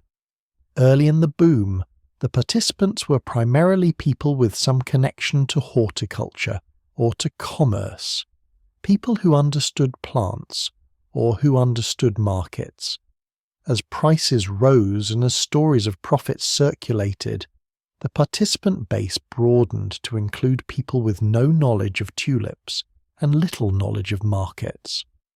These late entrants were drawn by the possibility of quick profit, by the desire not to miss out on an opportunity that seemed to be enriching their neighbours and colleagues. The late entrants were particularly vulnerable because they lacked the knowledge to assess whether prices made sense, whether specific varieties were actually rare, whether the bulbs they were contracting for actually existed. A professional grower could look at a tulip contract and know whether the variety was genuinely valuable, whether the price was reasonable given the scarcity, whether the seller was reliable. A weaver who had never grown a tulip had no basis for these judgments, was relying entirely on the general momentum of rising prices and on the assurances of the seller. This information asymmetry created opportunities for fraud. A dishonest seller could claim that a common variety was actually rare, could charge premium prices for mediocre bulbs, could sell contracts for bulbs that did not exist or that the seller did not actually own. Some of this undoubtedly occurred, though documenting specific instances of fraud is difficult given the informal nature of most transactions. The pamphlets published after the collapse include accusations of dishonesty and deception, though these accounts were written to make moral points and may have exaggerated the extent of fraud. The geographic variation in prices created arbitrage opportunities. A variety that sold for a certain price in Haarlem might sell for a different price in Amsterdam or in smaller towns. Traders who had information about prices in multiple locations could profit by buying where prices were lower and selling where they were higher. This arbitrage helped to keep prices somewhat aligned across locations, but never eliminated differences entirely. The fragmented nature of the market, the fact that it occurred in dozens of separate colleges rather than in a single centralized exchange, meant that price discovery was imperfect and that discrepancies persisted. The records suggest that certain varieties were particularly active in the speculation, changed hands many times during the peak months. Other varieties traded less frequently, either because they were so rare that few people owned them, or because they were not favoured by speculators. The varieties that became favourites in the speculative market were not necessarily the ones that professional growers considered most beautiful or most valuable for horticultural purposes. The market had its own logic, driven by liquidity and momentum and the collective beliefs of participants, rather than by expert judgment about beauty or rarity. The question of how many actual tulip bulbs existed compared to how many contracts existed is impossible to answer precisely, but it is clear that contracts far outnumbered physical bulbs. A single bulb might be the subject of multiple contracts as ownership claims were traded and retraded. Person A might sell a contract for a bulb to person B, who might sell it to person C, who might sell it to person D. Only one bulb existed, but 4 transactions had occurred, creating chains of obligation that all ultimately pointed back to that single bulb. If the original owner actually had the bulb and actually delivered it, the chain could unwind successfully. If the original owner did not have the bulb or refused to deliver it, everyone in the chain faced problems. The peak prices for the most famous varieties are difficult to verify with certainty. The figure of 6,000 guilders for Semper Augustus appears in multiple sources, but may represent an asking price rather than a completed transaction, or may represent a transaction that never actually settled. The sources are second-hand or third-hand, written after the collapse by people with various agendas. Modern historians treat these extreme figures with caution, acknowledging that some very high prices certainly occurred, but noting that the exact amounts and the exact circumstances are uncertain. What is certain is that prices in early February 1637 were substantially higher than prices had been even a few months earlier. The acceleration was real. Varieties that sold for hundreds of guilders in November were selling for thousands of guilders in February. Common varieties that sold for tens of guilders were selling for hundreds. The momentum was unmistakable. The trajectory was clear. Prices were rising rapidly, participants were profiting, and the belief that prices would continue rising was widely shared. The mathematical impossibility of the situation was perhaps not obvious to most participants. The total number of tulip bulbs was constrained by biology. Bulbs multiplied slowly, perhaps doubling annually if all offsets were counted. The total stock of tulips in the Dutch Republic in early 1637 might have been in the tens of thousands of bulbs, or perhaps low hundreds of thousands, counting all varieties from the rarest to the most common. At the peak prices, the notional value of this stock was enormous, millions of guilders, perhaps approaching the total value of some substantial sectors of the Dutch economy. But this valuation was fictional. It assumed that every bulb could be sold at the marginal price, the price of the most recent transaction. In reality, if someone tried to sell thousands of bulbs, the prices would collapse immediately because there were not enough buyers with enough money to purchase that quantity at those prices. The high prices existed only because small quantities were trading, because most bulbs were not actually for sale, because the market had not tested the depth of demand at these price levels. The accounts kept by professional growers during this period show the complexity of managing a tulip business during the speculation. The grower had to track which bulbs were in his garden, which ones he had sold for current delivery, which ones he had contracted to deliver in the future, which ones he needed to retain for breeding stock. The rising prices created temptation to sell everything, to convert bulbs to cash at peak values, but the grower who sold his entire stock would have no business the following year, would have eliminated his future income. The rational strategy was to sell some bulbs at peak prices while retaining enough to continue operating, but implementing this strategy required careful judgment about which bulbs to sell and which to keep. Some growers hedged their bets by selling contracts for future delivery while retaining the physical bulbs until delivery time. This allowed them to lock in high prices while maintaining flexibility about whether to actually deliver. If prices remained high, they would deliver and collect the contracted price. If prices fell, they might default on the contracts, arguing that the contracts were unenforceable or negotiating settlements for smaller amounts. This strategy involved risk, both financial and reputational, but it provided some protection against the possibility that the speculation would collapse before delivery time arrived. The financial position of individual participants varied enormously. A wealthy merchant who purchased a few rare tulips at high prices might view this as a small portion of his portfolio, a speculative bet that would not affect his overall financial security if it failed. A craftsman who invested his life savings of a few hundred guilders in tulip contracts was taking a much larger relative risk, betting resources he could not afford to lose on the expectation of profits that might or might not materialize. The speculation engaged people across the wealth spectrum, but the implications of losses were very different depending on each person's financial position.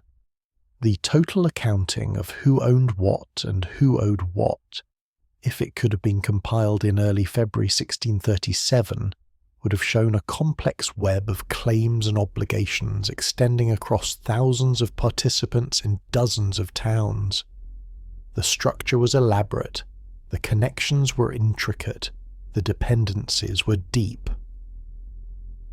And the entire structure rested on the assumption that prices would remain high or continue rising, that buyers would continue appearing, that the chain of contracts would ultimately be settled through delivery of actual bulbs at the contracted prices. This assumption was about to be tested. The prices had reached levels that seemed unsustainable to skeptics and seemed to promise further gains to believers.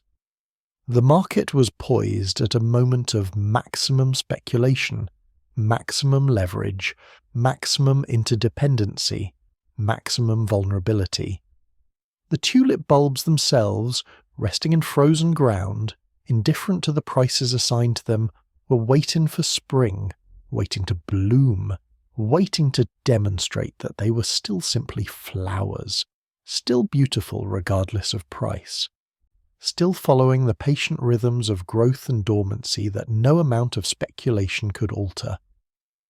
The collapse began quietly, without drama, without a single identifiable moment when everything changed.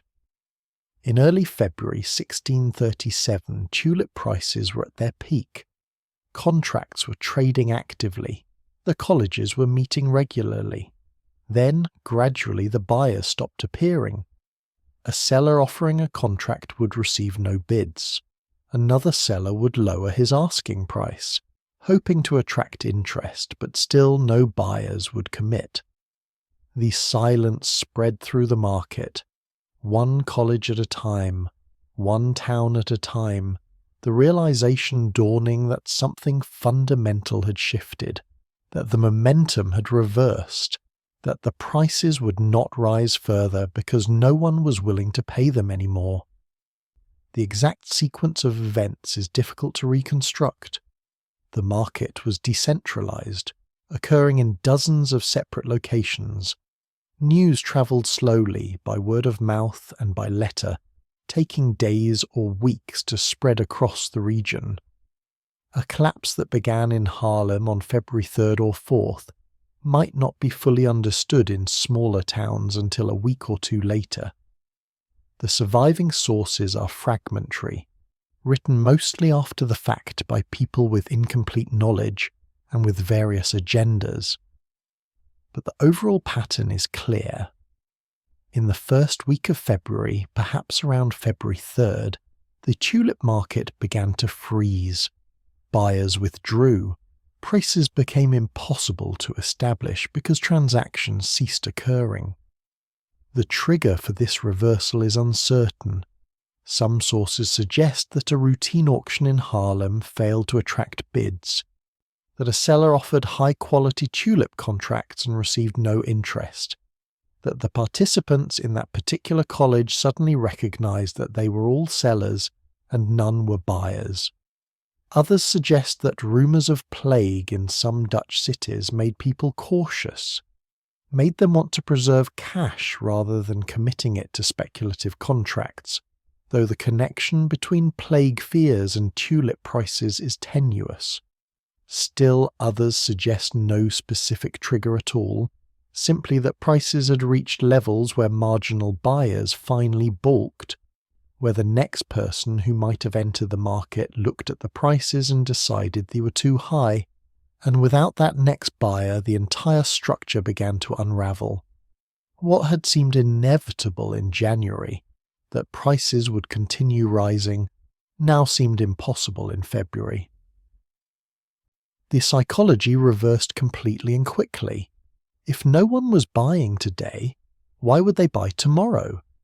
If prices were not rising, why hold contracts that were simply pieces of paper promising future delivery of bulbs? The expectation of future gains had justified current high prices. The disappearance of that expectation removed the justification. The prices that had seemed reasonable when the trajectory was upward now seemed absurd when the trajectory was unclear or downward. The mechanism of collapse was the opposite of the mechanism of rise. During the speculation, each buyer entered the market expecting to sell to another buyer at a higher price. The chain continued as long as the next buyer appeared. When buyers stopped appearing, sellers found themselves holding contracts they could not unload. They could wait, hoping buyers would return, or they could lower their asking prices, trying to find the price level where demand would reappear. Most chose to wait initially, unwilling to accept the losses that selling at reduced prices would require, hoping the pause was temporary, hoping the momentum would resume. But the waiting did not restore the market. Days passed. The colleges still met, but little trading occurred. The prices listed in offers fell steadily as sellers became more desperate. A contract that had traded at 1,000 guilders in late January was offered at 800 guilders in early February, then 600 guilders a few days later, then 400 guilders.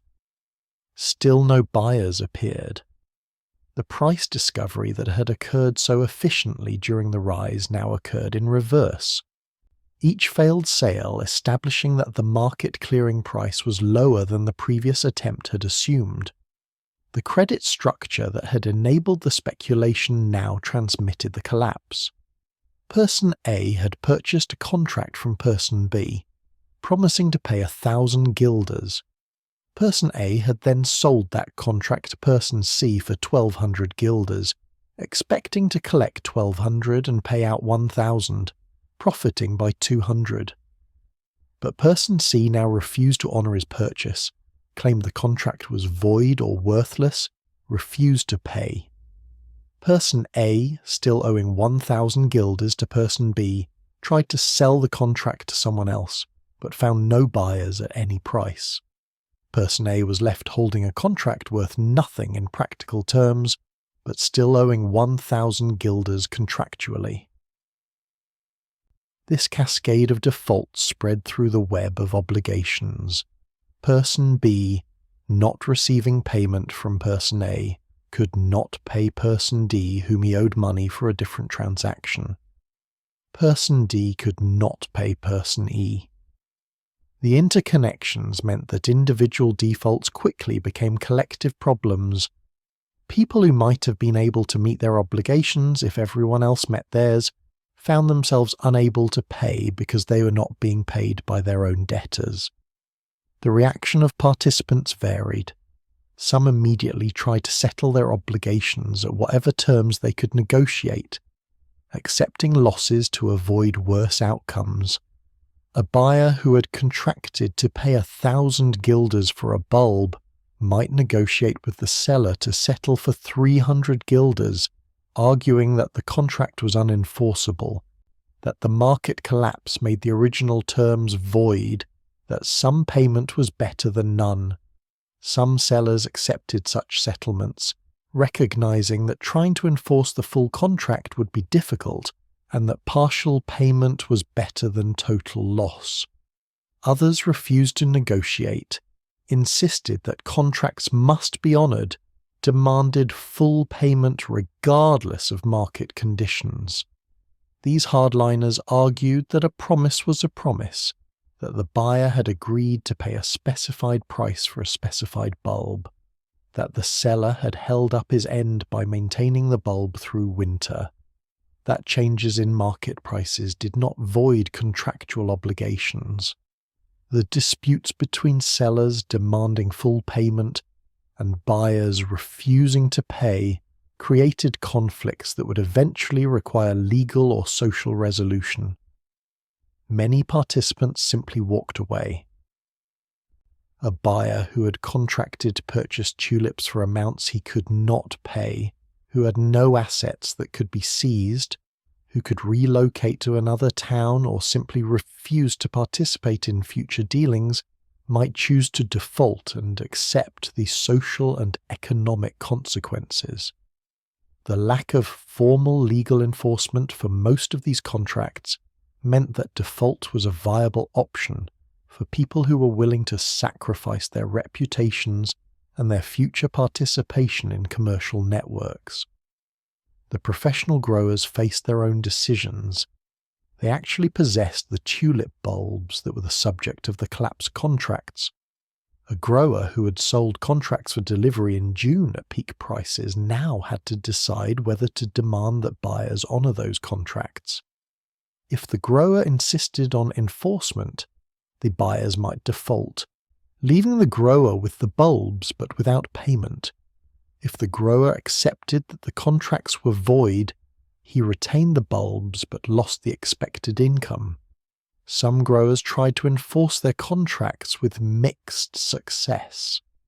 Others quietly abandoned the contracts and returned to normal horticultural business, selling bulbs at much lower prices to the small number of buyers who still wanted tulips for actual gardens.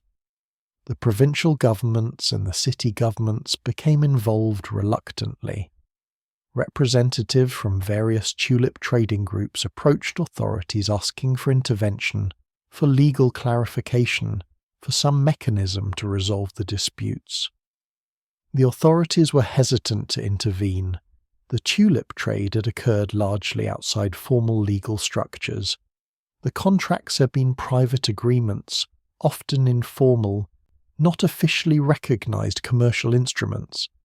The authorities had no clear basis for enforcing them, and little desire to set precedents that might complicate other areas of commerce. The attitude of the authorities was generally that the tulip traders had engaged in foolish speculation, had created their own problems, should resolve those problems themselves without expecting government intervention. The speculation was viewed as gambling rather than as legitimate commerce. Dutch law provided that gambling debts were not enforceable through courts. If tulip contracts were essentially gambling, then they similarly should not be enforceable. This legal reasoning provided cover for authorities who did not want to wade into the complicated web of tulip obligations. Some cities and provinces issued statements or ordinances addressing the tulip collapse, but these varied in their specifics and their enforceability.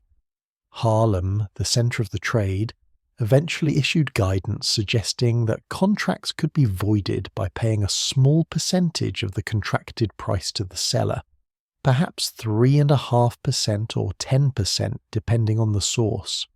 This provided a framework for settling disputes without requiring full payment, but compliance was voluntary. A buyer could offer this settlement, but a seller could refuse it and attempt to pursue other remedies. The legal proceedings that did occur were scattered and inconsistent. Some sellers sued buyers in local courts, seeking to enforce contracts.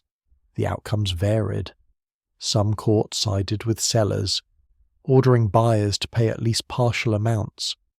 Other courts sided with buyers, declaring that the contracts were unenforceable gambling debts. Still other courts refused to hear the cases at all, declaring that the parties should resolve their own commercial disputes.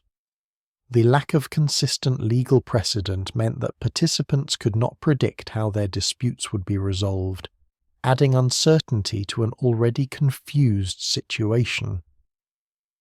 The social consequences of the collapse were significant within the communities that had participated heavily in the speculation.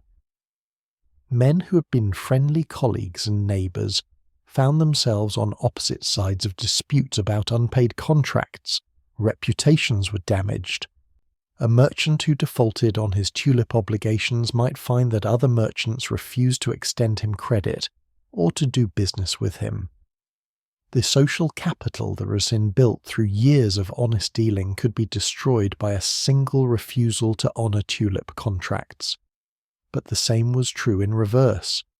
A seller who was seen as trying to enforce unreasonable contracts, demanding payment for worthless tulips, might be viewed as exploiting others' misfortune and might suffer reputational damage. The guilds that governed various trades became involved in mediating disputes among their members. A weaver who owed money to another weaver for tulip contracts might find himself called before the Weavers' Guild to explain his conduct. The guilds could impose sanctions, could expel members, could refuse to allow people to practice their trades.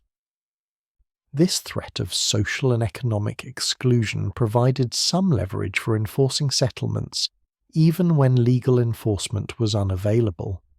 But the guilds were also reluctant to destroy members' livelihoods over what many viewed as foolish speculation.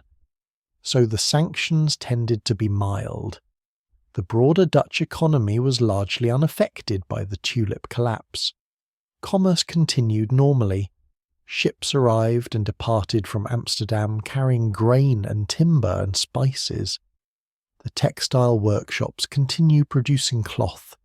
The herring fisheries operated as always. The Exchange Bank continued processing transactions. The Dutch East India Company continued sending ships to Asia. The tulip speculation had been large enough to matter to those involved, but not large enough to threaten the fundamental structures of Dutch prosperity. This limited economic impact occurred for several reasons. First, the amount of actual cash invested in tulips was modest compared to the size of the Dutch economy. The notional value of contracts was large, but most of that value existed only on paper, in promises that were never fulfilled. The actual money that changed hands during the speculation was absorbed without difficulty by an economy handling millions of guilders in normal commerce daily. Second, the participants in tulip speculation were not for the most part people whose financial distress would create systemic problems. If a weaver lost his savings in tulip speculation, this was unfortunate for him and his family, but did not affect anyone else's ability to function economically.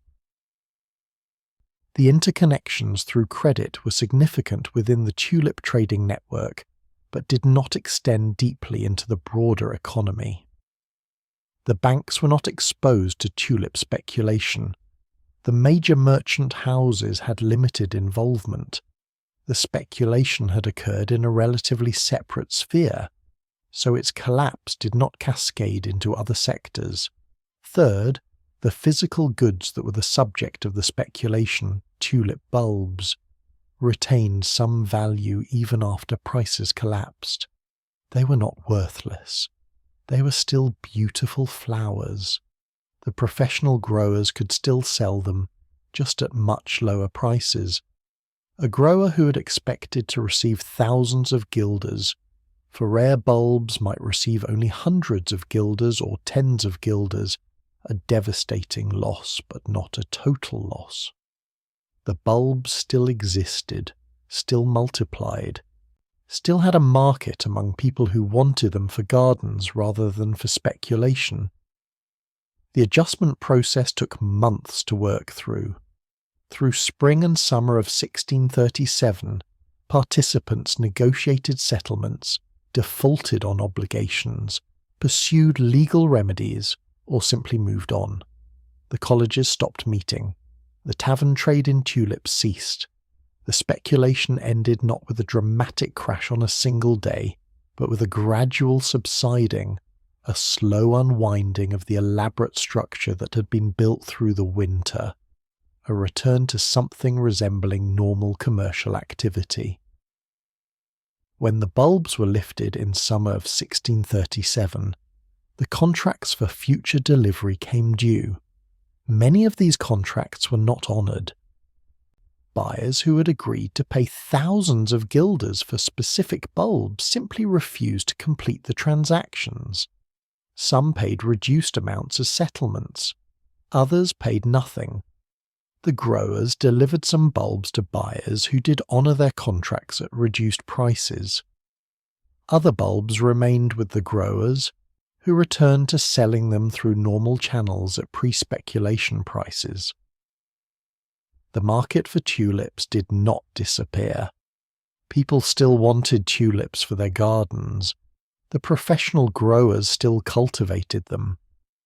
But the prices returned to levels that reflected genuine scarcity and beauty, rather than speculative frenzy. A rare broken tulip that had traded at thousands of guilders during the peak might sell for 100 guilders or 200 guilders in late 1637. Common varieties that had reached hundreds of guilders fell back to tens of guilders. The adjustment was painful for anyone holding tulips or contracts at peak prices, but it restored some connection between prices and underlying value. The psychological aftermath was notable. People felt foolish. Men who had been drawn into the speculation by the excitement and the apparent opportunity now recognized that they had been chasing illusions, had been paying absurd prices for pieces of paper representing flowers. The enthusiasm of January gave way to the embarrassment of March and April. The conversations about tulip profits ceased. The subject became something people preferred not to discuss. But there was also rationalization and minimization. Many participants convinced themselves that they had not lost much, that they had gotten out early, that they had profited overall even if their final transactions were losses. The actual accounting was difficult given the informal nature of many transactions and the widespread defaults. A person who had made 100 guilders on early trades and then lost 200 guilders on later trades could choose to remember the gains and forget the losses, could tell himself that he had been shrewd even though the net result was negative. The broader society reacted with a mixture of mockery and moral condemnation. People who had not participated in the speculation viewed those who had as foolish and greedy. Satirical pamphlets appeared, dialogues between characters representing different types of tulip speculators, texts that used the collapse to make moral points about the dangers of greed and the foolishness of departing from honest labour to pursue quick profits. These pamphlets exaggerated for effect, invented dramatic stories, created composite characters that combined features of multiple real participants. The pamphlets portrayed the tulip speculation as a moral failing, a departure from proper Dutch values of hard work and thrift, a temporary madness that infected people and led them astray. The collapse was presented as deserved punishment for this moral failing. as evidence that markets and providence both punish those who try to get rich through speculation rather than through honest trade. The actual complexity of what had happened, the mixture of legitimate collecting and illegitimate speculation, the rational participation by some and irrational participation by others, the role of social pressure and incomplete information was flattened into a simple morality tale. Some participants were bankrupted by the speculation. Men who had accumulated debts they could not pay, who had lost their savings, who faced social exclusion and economic ruin, were genuine casualties of the collapse. But the number of actual bankruptcies appears to have been limited. Most participants suffered losses, but not losses large enough to destroy them economically. They continued in their trades, absorbed the financial damage, moved forward. The social damage, embarrassment, lost reputation, strained relationships, may have been more significant than the purely economic damage for many participants. The tulip bulbs themselves, through all of this, followed their own rhythms. They grew through winter, oblivious to the speculation occurring above them. They bloomed in April and May of 1637, their flowers as beautiful as ever, their colours and forms unchanged by the prices that had risen and fallen. The professional growers lifted the bulbs in summer, separated the offsets, stored them for replanting in autumn. The cycle continued. The tulips did not care that they had been the subject of extraordinary speculation. They simply grew and bloomed and multiplied according to their nature. A visitor to a Harlem garden in May of 1637 would have seen the same tulips that had been there in previous years, blooming in the same sequence, displaying the same patterns. The Semper Augustus that had traded at 6,000 guilders in January showed its red flames on white ground. Beautiful certainly, but not more beautiful than it had been when it traded at 100 guilders years earlier. The beauty was intrinsic to the flower. The price had been extrinsic, assigned by humans, subject to the beliefs and behaviours and collective psychology of market participants. When those beliefs changed, when the psychology shifted, the price collapsed. But the flower remained unchanged, still growing in Dutch soil, still blooming each spring, still producing offsets that would multiply the variety, still following the patient biological processes that humans could observe but could not accelerate or control. The collapse was complete by late February or early March. The prices had fallen from their peaks to levels that were still elevated compared to pre-speculation norms, but that were a fraction of the January highs. The market had frozen, then slowly unfrozen at much lower clearing prices. The contracts were defaulted or renegotiated or simply abandoned. The colleges stopped meeting. The speculation was over. What remained was the clean-up, the legal disputes, the social consequences, the private reckonings as individuals tried to understand what had happened and what they had lost or gained. And what remained too were the tulips themselves, the actual flowers that had been the nominal subject of all the trading, blooming in gardens tended by growers who had survived the speculation and who would continue cultivating tulips for people who wanted them for their beauty rather than for their price. The normal commerce of flowers resuming as if the speculative episode had been a strange dream from which everyone was now awakening, the market returning to fundamentals, the prices reflecting scarcity and beauty rather than momentum and expectation. The tulip trade continuing, but in a form that bore little resemblance to the frenzy that had just ended. The quiet work of cultivation replacing the excitement of speculation. the garden silent except for the sound of diggers turning soil and separating bulbs, the patient rhythm of seasons reasserting itself over the accelerated time of markets. The question of what to do about the thousands of unfulfilled tulip contracts fell to various authorities who had not created the problem and who had limited desire to solve it. The provincial governments of Holland, the city councils of Amsterdam and Haarlem and other towns, the courts at various levels, all face petitions and lawsuits and requests for guidance from participants who wanted clarity about their obligations and their rights. The responses were cautious, limited, often deliberately ambiguous. The authorities recognized that the tulip speculation had been foolish, but they also recognized that intervening too forcefully might create precedents that would complicate normal commerce. The legal status of tulip contracts was the central question.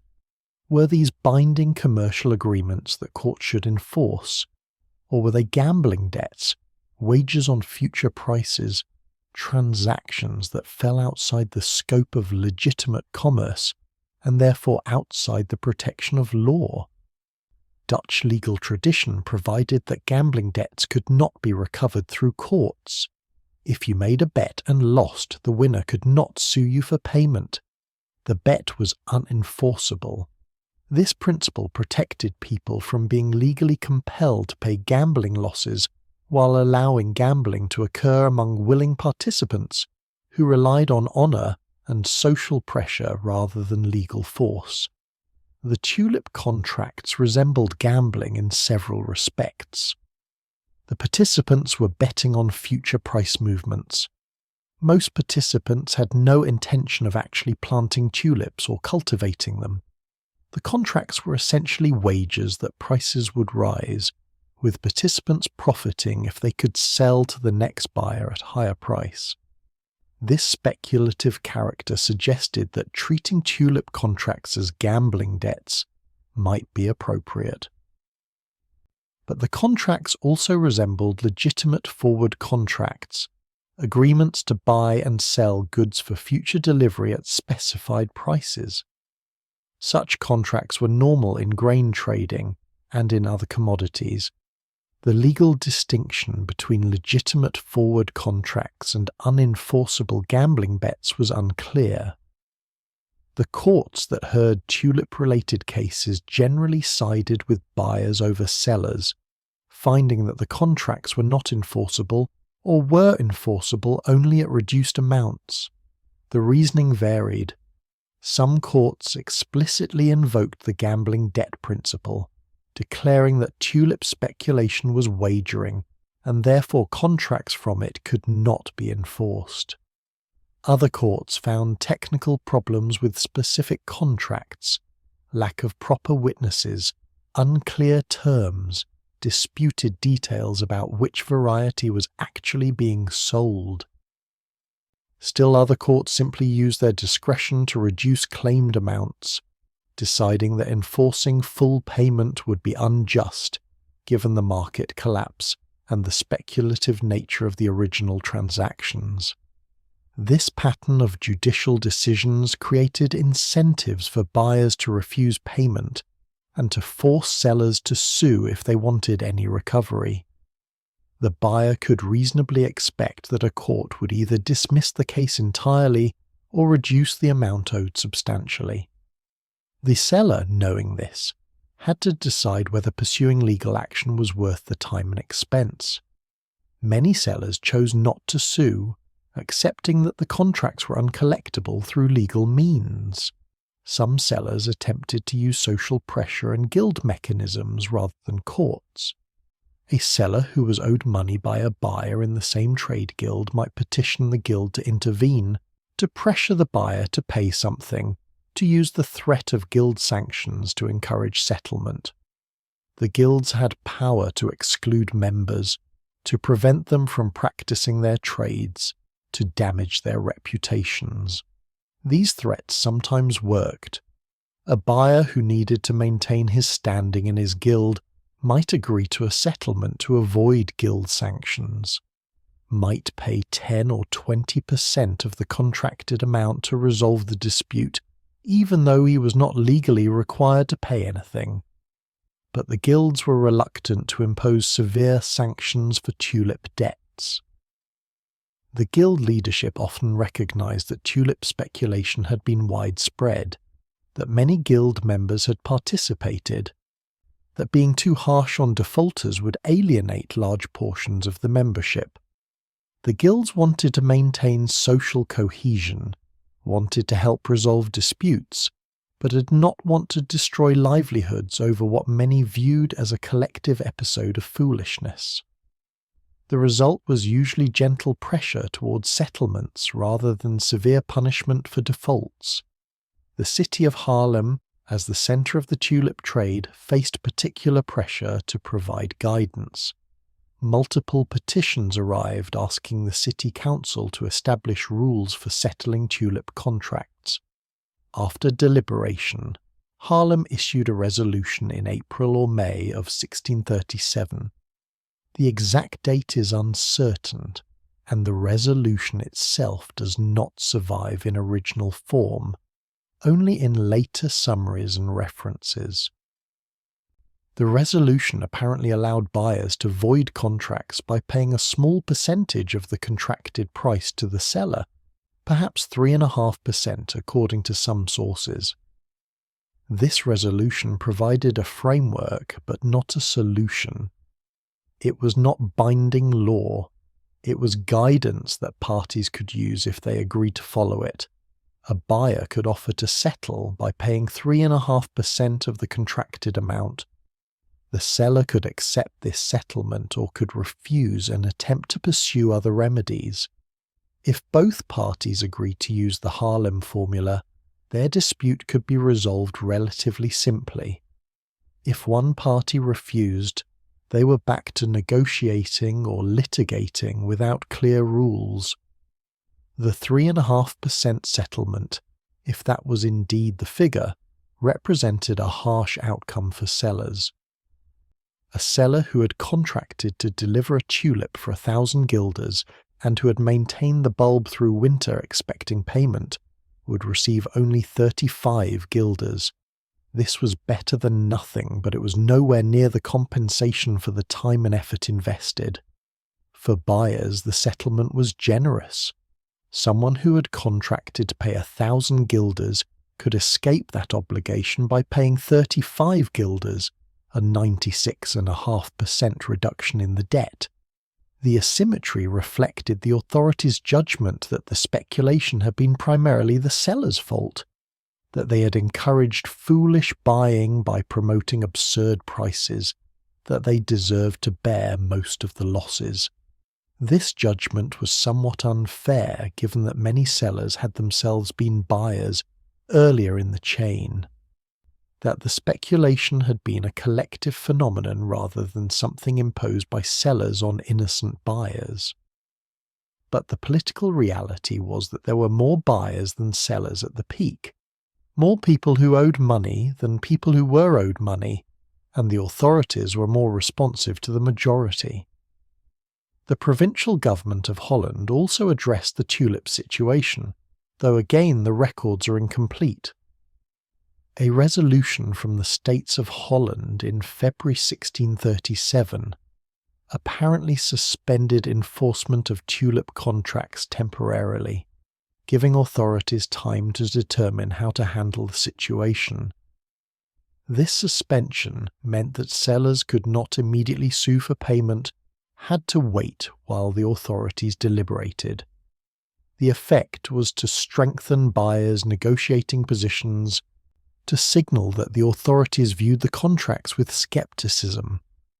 Later resolutions from the States of Holland apparently encouraged parties to resolve their disputes through negotiation rather than litigation, suggested that contracts should be voided or reduced, but did not establish clear mandatory rules. The reluctance to intervene decisively reflected several concerns. The authorities did not want to set precedents that might affect legitimate commerce. They did not want to appear to be rescuing speculators from the consequences of their own foolishness.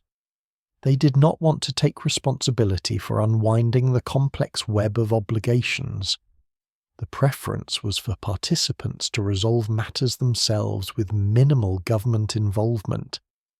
This hands-off approach left participants in uncertainty. The lack of clear rules meant that every dispute had to be negotiated individually, that outcomes were unpredictable, that participants could not plan based on knowing what would happen. Some participants managed to negotiate reasonable settlements, splitting losses between buyers and sellers, reaching compromises that both parties could accept.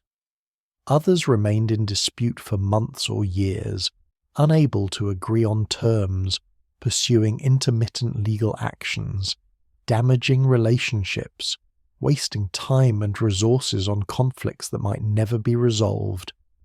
The settlements that did occur varied widely in their terms. Some buyers paid nothing, others paid small percentages of contracted amounts, a few paid substantial portions, perhaps half or more of what they had promised. The variation depended on the bargaining power of the parties, their resources, their reputations, their willingness to fight, and the specific circumstances of each transaction. A buyer with substantial assets who valued his reputation might settle generously to avoid prolonged conflict. A buyer with few assets and little concern for reputation might simply refuse to pay anything and accept the social consequences. The professional growers faced particular difficulties. They actually had the tulip bulbs that were the subject of the contracts. A grower who had sold a valuable bulb for delivery in June at a price of several thousand guilders now had to decide what to do when the buyer refused to pay. The grower could keep the bulb, could try to sell it to someone else at the much lower current prices, could sue the buyer for payment. Each option had drawbacks. Keeping the bulb meant no income from a sale the grower had counted on. Selling at current prices meant accepting a loss of perhaps 90% or more. Suing meant legal expenses and an uncertain outcome. Some growers attempted to enforce their contracts selectively, pursuing buyers who appeared to have resources while writing off debts from buyers who clearly could not pay. This pragmatic approach allowed growers to recover something while avoiding wasting effort on uncollectible debts. But it also created perceptions of unfairness. Two buyers who had contracted for similar bulbs at similar prices might be treated very differently, one being sued while the other was left alone. The difference based on the grower's assessment of collectability rather than on any difference in the underlying obligation. The economic impact on professional growers varied. Some growers had sold most of their valuable stock at peak prices and had received at least partial payment, emerging from the speculation with gains despite the collapse. Others had held stock expecting to sell at peak prices but found those sales falling through, left with unsold bulbs that were still valuable but worth far less than expected. Still others had bought bulbs from other growers during the speculation, expecting to resell at profit, and now owed money they could not pay because their own buyers had defaulted. The growers were not a monolithic group all affected the same way. Their experiences range from substantial gains to devastating losses. The broader economic impact on the Dutch Republic was minimal. This limited impact requires explanation because the notional values involved in the speculation were large, because thousands of people participated, because the collapse was complete. Why did Tulip Mania not damage the Dutch economy in any significant way? Several factors explain this outcome. First, the speculation involved relatively little actual cash. Most transactions were on credit, were promises to pay in the future. When buyers defaulted, the losses fell on sellers who had never actually received payment.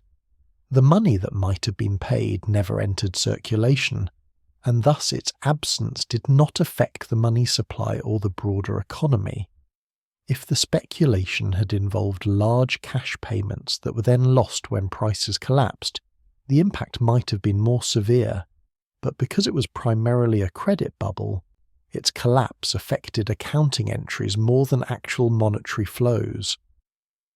Second, the participants were generally not critical to the functioning of important economic sectors.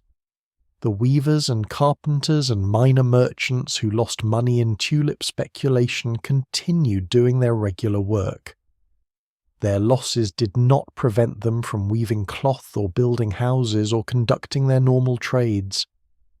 If major banks or important merchant houses or the Dutch East India Company had been heavily involved and suffered large losses, the impact might have cascaded through the economy.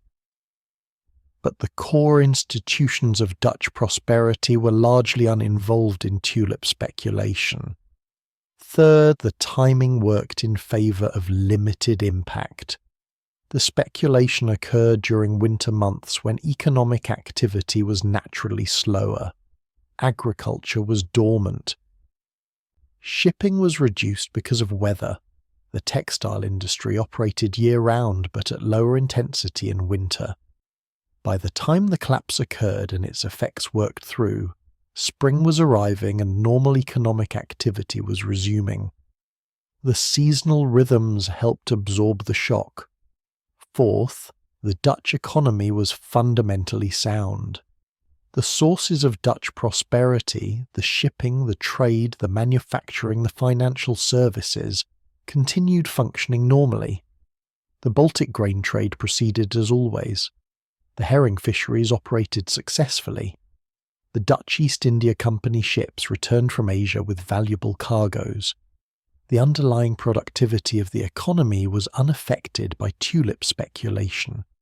The speculation was a side phenomenon, something that occurred in taverns and gardens, separate from the actual engines of Dutch wealth. The social consequences were more significant than the economic consequences. Relationships were damaged. A buyer who refused to honour contracts with a seller might find that seller unwilling to do business with him in the future. The trust that enabled commercial relationships was strained by disputes over tulip debts. But even here the impact was limited because the broader social networks were resilient. People who had disputes over tulips often continued to cooperate in other areas. The guilds and civic institutions that structured Dutch urban life continued functioning. The social fabric was frayed but not torn. The psychological consequences are difficult to assess. People who lost money felt embarrassed and foolish. They had believed something that turned out to be false, had valued something that proved to be worthless, had acted on expectations that were not fulfilled. This experience was humbling and educational. Some participants learned lessons about speculation, about the difference between price and value, about the dangers of following crowds. Others learned nothing, blamed external factors, convinced themselves that they had been unlucky rather than wrong. The collective memory of the tulip episode developed quickly. Within months of the collapse, people were telling stories about Tulip Mania, creating narratives about what had happened and what it meant. These early narratives emphasized folly and greed, portrayed the participants as having been temporarily mad, used the episode as a cautionary tale. The actual complexity was simplified into a story that was easier to tell and easier to remember. The pamphlets that appeared in 1637 and 1638 contributed to this narrative formation. These publications were not objective historical accounts. They were satirical or moralistic texts designed to entertain and to make points about proper behaviour. They exaggerated prices, invented colourful details, created composite characters that combined features of multiple real people. The pamphlet literature portrayed the tulip speculation as having been worse than it actually was, having involved more people losing more money than was really the case. But the exaggerations served a purpose. They created a memorable story that conveyed real insights even if the specific details were embellished. The core truth, that people had paid absurd prices for tulip bulbs based on the belief that prices would continue rising, that the speculation had collapsed suddenly when that belief evaporated, was accurate even if the specific anecdotes in the pamphlets were invented or distorted. The pamphlets shaped how contemporaries understood Tulip Mania and how it would be remembered by later generations. The participants themselves generally wanted to forget. The speculation had brought embarrassment and financial loss. It was not something people were proud of. Conversations about tulip trading ceased. The colleges that had met regularly in taverns disbanded and did not reform. The social networks that had formed around tulip trading dissolved. People went back to their normal occupations and tried to put the episode behind them. The professional growers who survived the speculation returned to normal horticulture. They still had tulips to sell, still had gardens to maintain, still had customers who wanted tulips for actual planting rather than for speculation. The market for tulips as ornamental flowers continued to exist and continued to function. The prices were much lower than they had been during the speculation, but they were sustainable prices that reflected genuine demand and genuine scarcity. A beautiful broken tulip might sell for 50 guilders or 100 guilders in 1638. Prices that were profitable for growers and acceptable to buyers who wanted the flowers. The long-term effect on the tulip trade was to make it more conservative and more focused on actual horticulture rather than on speculation. The professional growers were cautious about encouraging speculation, wanted to avoid creating conditions that might lead to another episode like the one just ended. The collectors who purchased tulips were more careful, more focused on genuine rarity and beauty, rather than on expected price appreciation. The tulip market matured, became more stable, functioned more like other markets for luxury goods. The precedent that Tulip Mania established, the legal and social understanding that emerged from it, was that speculative contracts in tulips was not enforceable, that people who engaged in such speculation did so at their own risk, without protection from courts or authorities. This understanding prevented similar episodes from developing in later years.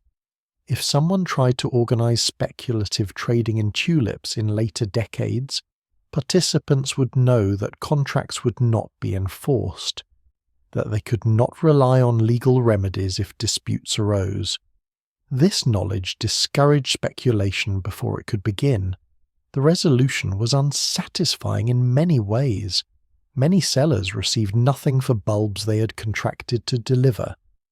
Many buyers escaped obligations they had voluntarily assumed. The outcome seemed arbitrary, depending on who had bargaining power and who did not. Justice was not done in any systematic sense.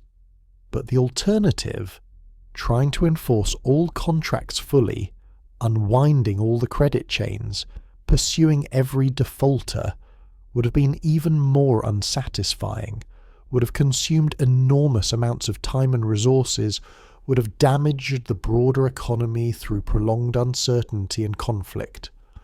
The pragmatic resolution that emerged, messy and inconsistent as it was, allowed life to move forward. By late 1637, most participants had accepted their losses or their gains and had moved on. The legal disputes that continued were few. The social consequences had been absorbed. The episode was becoming history, something that had happened, something people remembered, but no longer something that affected daily economic life. The tulips bloomed in spring 1638, as they had bloomed every spring, in gardens that had survived the speculation, tended by growers who had survived, admired by people who appreciated flowers for their beauty rather than for their price. The market had discovered its limits, had learned what happened when speculation detached from reality, had corrected itself through collapse and through the painful process of unwinding that followed. The correction was complete. The lesson was learned, at least temporarily. The tulip remained what it had always been, a beautiful flower, sometimes rare, always subject to the patient rhythms of cultivation, worth what someone who wanted to plant it and watch it bloom was willing to pay, its value real rather than speculative, its price once again connected to the physical reality of bulbs growing in soil rather than to the abstract hopes of traders exchanging paper in taverns. The story of Tulip Mania did not end when the speculation collapsed. What happened in Dutch taverns and gardens in 1636 and 1637 became the foundation for a legend, a narrative that would be told and retold across centuries, each retelling adding details, changing emphasis, shaping the episode into something larger and more dramatic than the historical reality had been.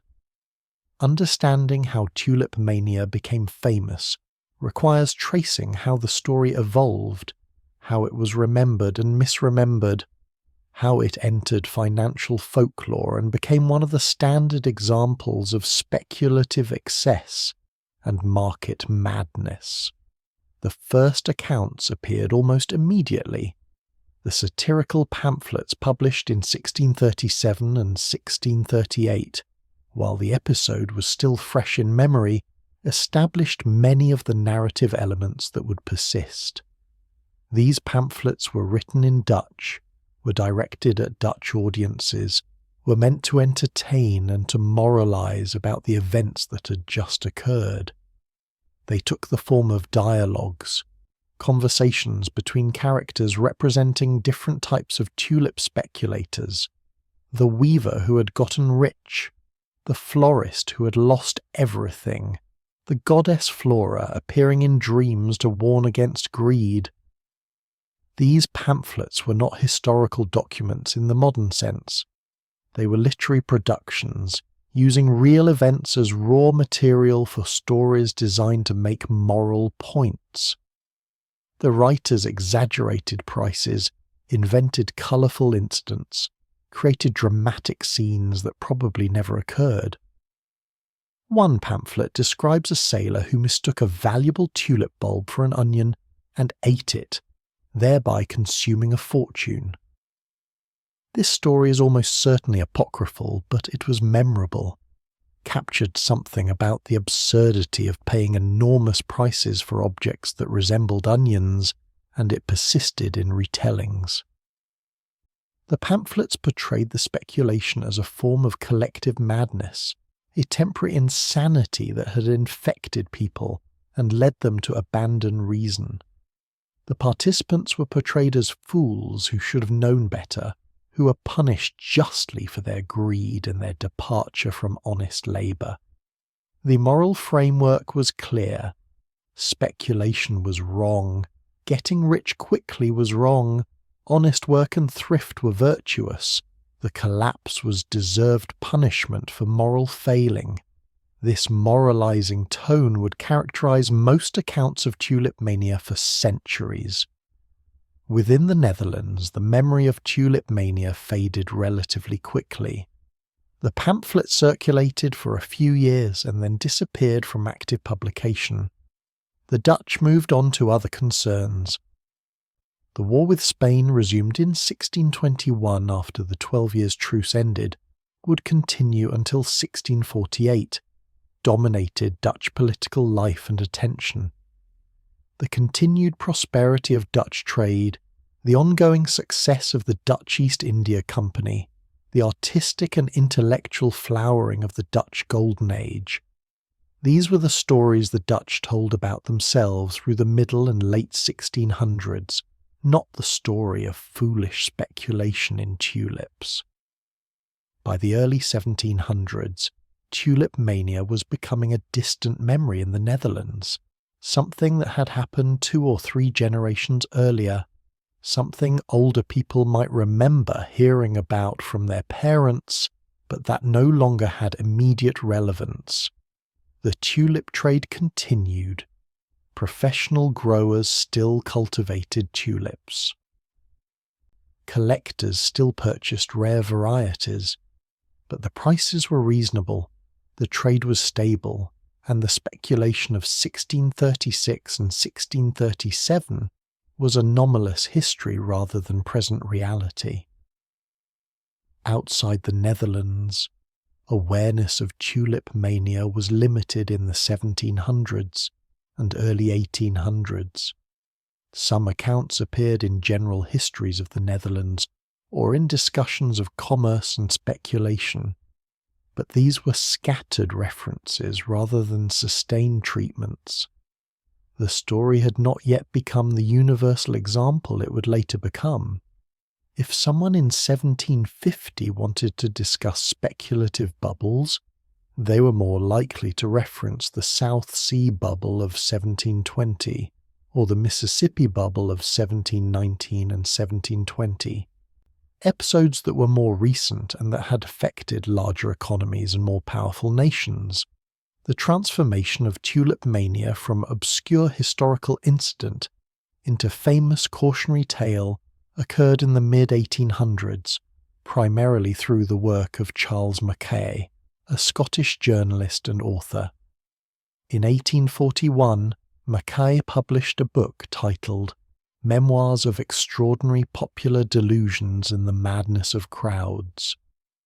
This book devoted substantial attention to tulip mania, presenting it as a prime example of how crowds could be seized by irrational enthusiasm, how speculation could detach from reality, how manias inevitably ended in collapse. Mackay's account was vivid and dramatic. He described tulip mania as having affected all classes of Dutch society, from nobles to chimney sweeps. He claimed that the entire economy had been disrupted, that ordinary commerce had ceased while everyone speculated in tulips, that the collapse had caused widespread ruin and even suicide. He provided specific prices, specific anecdotes, specific details that made the story compelling and memorable. His chapter on tulip mania became one of the most famous sections of his book, was widely read, was cited by later writers discussing speculation and market psychology. The problem was that much of what Mackay wrote was exaggerated or wrong. He relied on the 17th century satirical pamphlets without recognizing that these were literary productions rather than factual accounts. He amplified their exaggerations. He invented details that had no basis in historical sources. He portrayed the speculation as having been much larger, much more widespread, much more economically damaging than it actually was. His account created a legend that was more dramatic than the reality, but that would dominate understanding of tulip mania for more than a century. Mackay's book was translated into multiple languages, went through numerous editions, remained in print continuously from 1841 onward. It became a classic text, was read by generations of students and investors and general readers. The chapter on tulip mania was often excerpted and reprinted separately. The story as Mackay told it became the standard account, the version that people knew, the framework through which tulip mania was understood. Later writers who discussed Tulip Mania often relied on Mackay without checking his sources or questioning his accuracy. Why did Mackay's exaggerated account succeed so thoroughly? Several factors contributed. The story he told was simple and memorable. People succumbed to irrational enthusiasm for tulips. Prices rose to absurd levels. The bubble burst. Everyone learned a painful lesson about the folly of speculation. This narrative had a clear beginning, middle, and end. It had moral clarity. It confirmed beliefs that most people already held about the dangers of speculation and greed. It was the kind of story people wanted to believe and wanted to repeat. The story also had utility.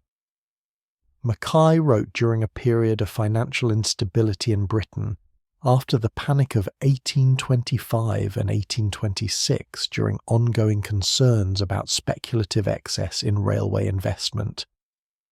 His book implicitly warned British readers against repeating the mistakes that had supposedly devastated the Dutch 2 centuries earlier. The Tulip Mania story became a cautionary tale that could be deployed whenever someone wanted to criticize contemporary speculation, to warn against excessive enthusiasm, to argue for prudence and restraint in financial markets. Through the late 1800s and into the 1900s, Mackay's account remained the standard version. Economic historians who discussed financial bubbles began their analyses with Tulip Mania as presented by Mackay. The episode entered economics textbooks as an early example of speculative excess. Business writers used it as a reference point for discussing contemporary market manias. The phrase Tulip Mania became shorthand for irrational speculation, for market bubbles, for collective delusion about asset values. The story was applied to successive episodes of speculation. When American real estate prices rose dramatically in Florida in the 1920s, observers compared it to Tulip Mania. When stock prices rose through the late 1920s and then crashed in 1929, the comparison was made again.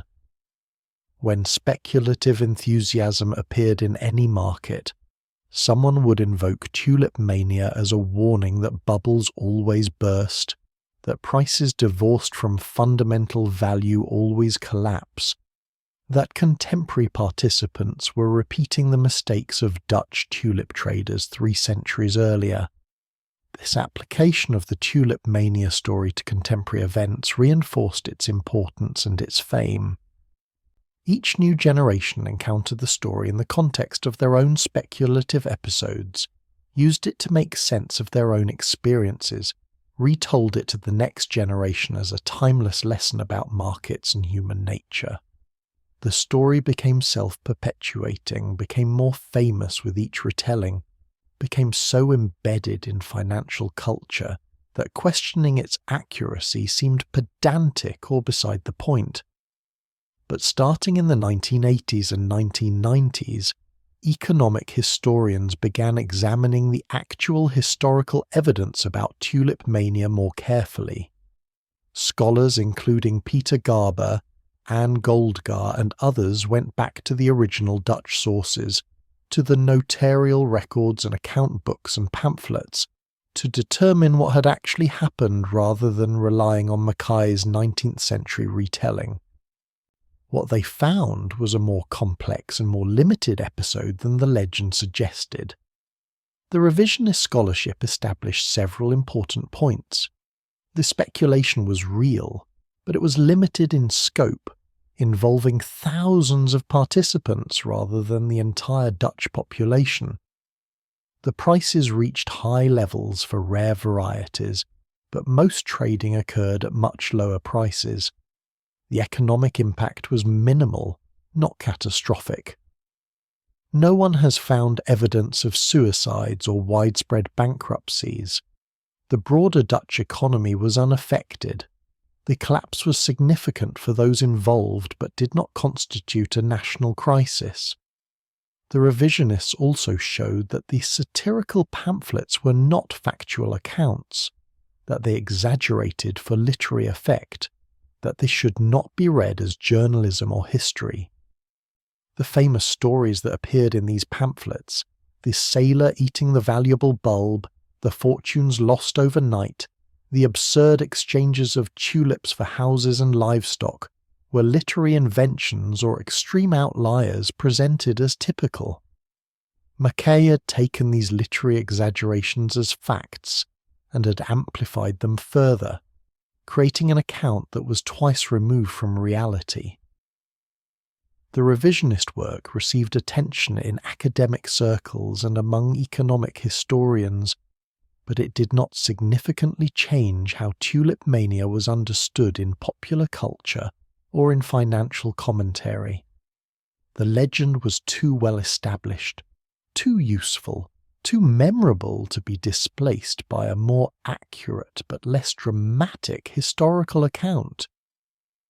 When journalists discuss speculative bubbles in the late 1990s, dot-com boom, or in the 2000 real estate bubble, or in the 2010s cryptocurrency boom, they still reference Tulip Mania in its legendary form, not in its revised historical form. This persistence of legend over history is itself interesting. It suggests that the Tulip Mania story serves a function beyond historical accuracy. The story provides a framework for understanding speculation, a narrative template that can be applied to contemporary events. The story confirms intuitions about human irrationality, about the dangers of crowds, about the inevitable collapse of bubbles. The story is morally satisfying in its arc from enthusiasm to disaster. These functions explain why the story persists even after historians have shown that the historical reality was less extreme. The modern references to Tulip Mania are ubiquitous in financial journalism and commentary. When Bitcoin prices rose dramatically in 2017, comparisons to Tulip Mania appeared in hundreds of articles and blog posts. When NFTs sold for millions of dollars in 2020 and 2021, the comparison was made again. When any asset shows rapid price appreciation that seems disconnected from fundamental value, someone will invoke Tulip Mania as evidence that what rises irrationally must fall inevitably. These comparisons usually rely on the legendary version of Tulip Mania rather than the historical reality. The story as commonly told involves ordinary Dutch citizens bankrupting themselves by paying fortunes for tulip bulbs, the entire society becoming consumed by speculation, the collapse destroying the Dutch economy. This dramatic narrative makes for better journalism and better warnings than the more accurate account of limited speculation with limited consequences. The legend serves rhetorical purposes that the history does not, but the comparisons may also obscure important differences between historical Tulip Mania and contemporary asset bubbles. Tulip Mania occurred in a society without modern financial institutions, without central banks, without securities regulation, without the extensive credit markets that characterize modern economies. The scale was small, the mechanisms were simple, the participants were mostly individuals rather than institutions. Modern asset bubbles occur in very different contexts, involve very different mechanisms, have potentially very different consequences. The comparison to Tulip Mania may suggest that all bubbles are fundamentally similar, when in fact the differences may be as important as the similarities. The scholarly understanding of Tulip Mania continues to evolve. More research appears periodically as historians discover new sources or apply new analytical techniques to existing evidence. The consensus among specialists is that Tulip Mania was real but limited, that it provides interesting insights into early modern commerce and speculation, that it was not the economically devastating catastrophe of legend. But this scholarly consensus exists in parallel with the persistent popular legend, the two versions of the story coexisting without much interaction. The tulip itself, the actual flower, became iconic through this process of legend formation. When people hear Tulip Mania, they think of tulips as symbols of speculative excess, as emblems of irrationality, as warnings against bubble psychology. But tulips are also still simply flowers, still cultivated and appreciated for their beauty, still bought and sold in normal horticultural commerce.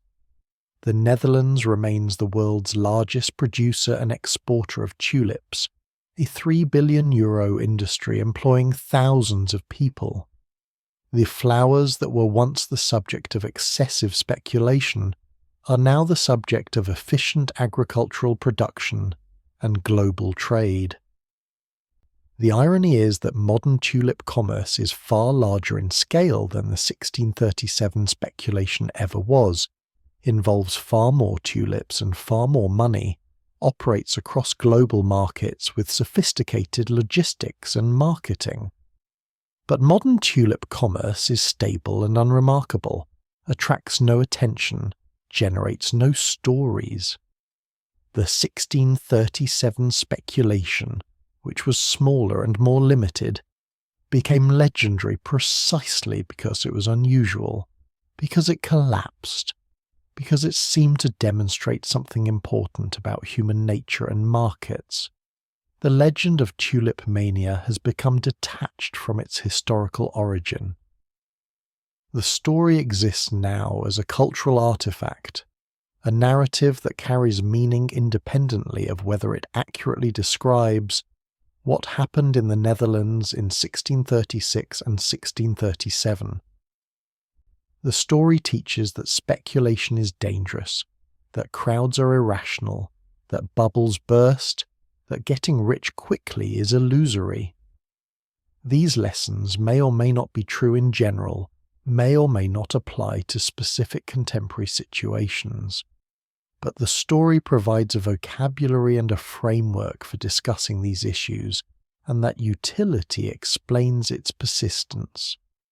The contrast between legend and history, between the story as told and the events as they occurred, reveals something about how historical narratives are constructed and maintained. The dramatic story that confirms existing beliefs and serves contemporary purposes tends to displace the complex reality that requires nuance and qualification. The simple morality tale tends to outlast the careful historical account. The exaggeration that makes a point effectively tends to persist even after it has been debunked. For those who participated in the actual events of 1636 and 1637, the episode was complicated and personal, a matter of specific decisions and specific consequences, of profits and losses measured in guilders, of relationships strained and reputations damaged, of lessons learned through painful experience. For later generations who know the episode only through stories, Tulip Mania became abstracted, became a symbol, became a warning, became detached from the specific people and specific places and specific flowers that were the original reality.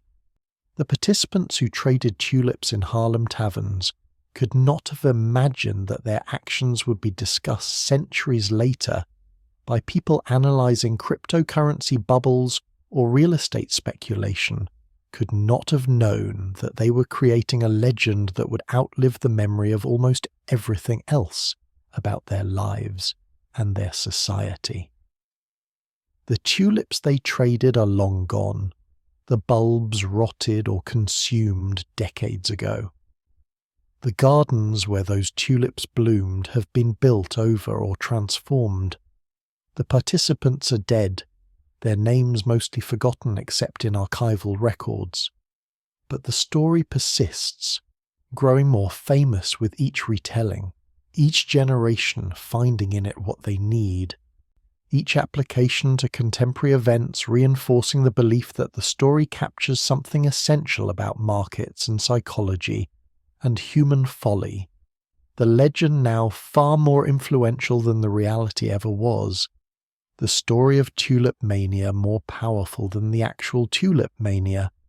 The narrative achieving an immortality that the flowers themselves, despite their beauty, could never achieve. The question remains, what should we understand from Tulip Mania? What lessons, if any, does the episode teach about markets and speculation and human behaviour? The answers are less clear than the legend suggests. What actually happened was more limited and more complex than the simple morality tale would have us believe.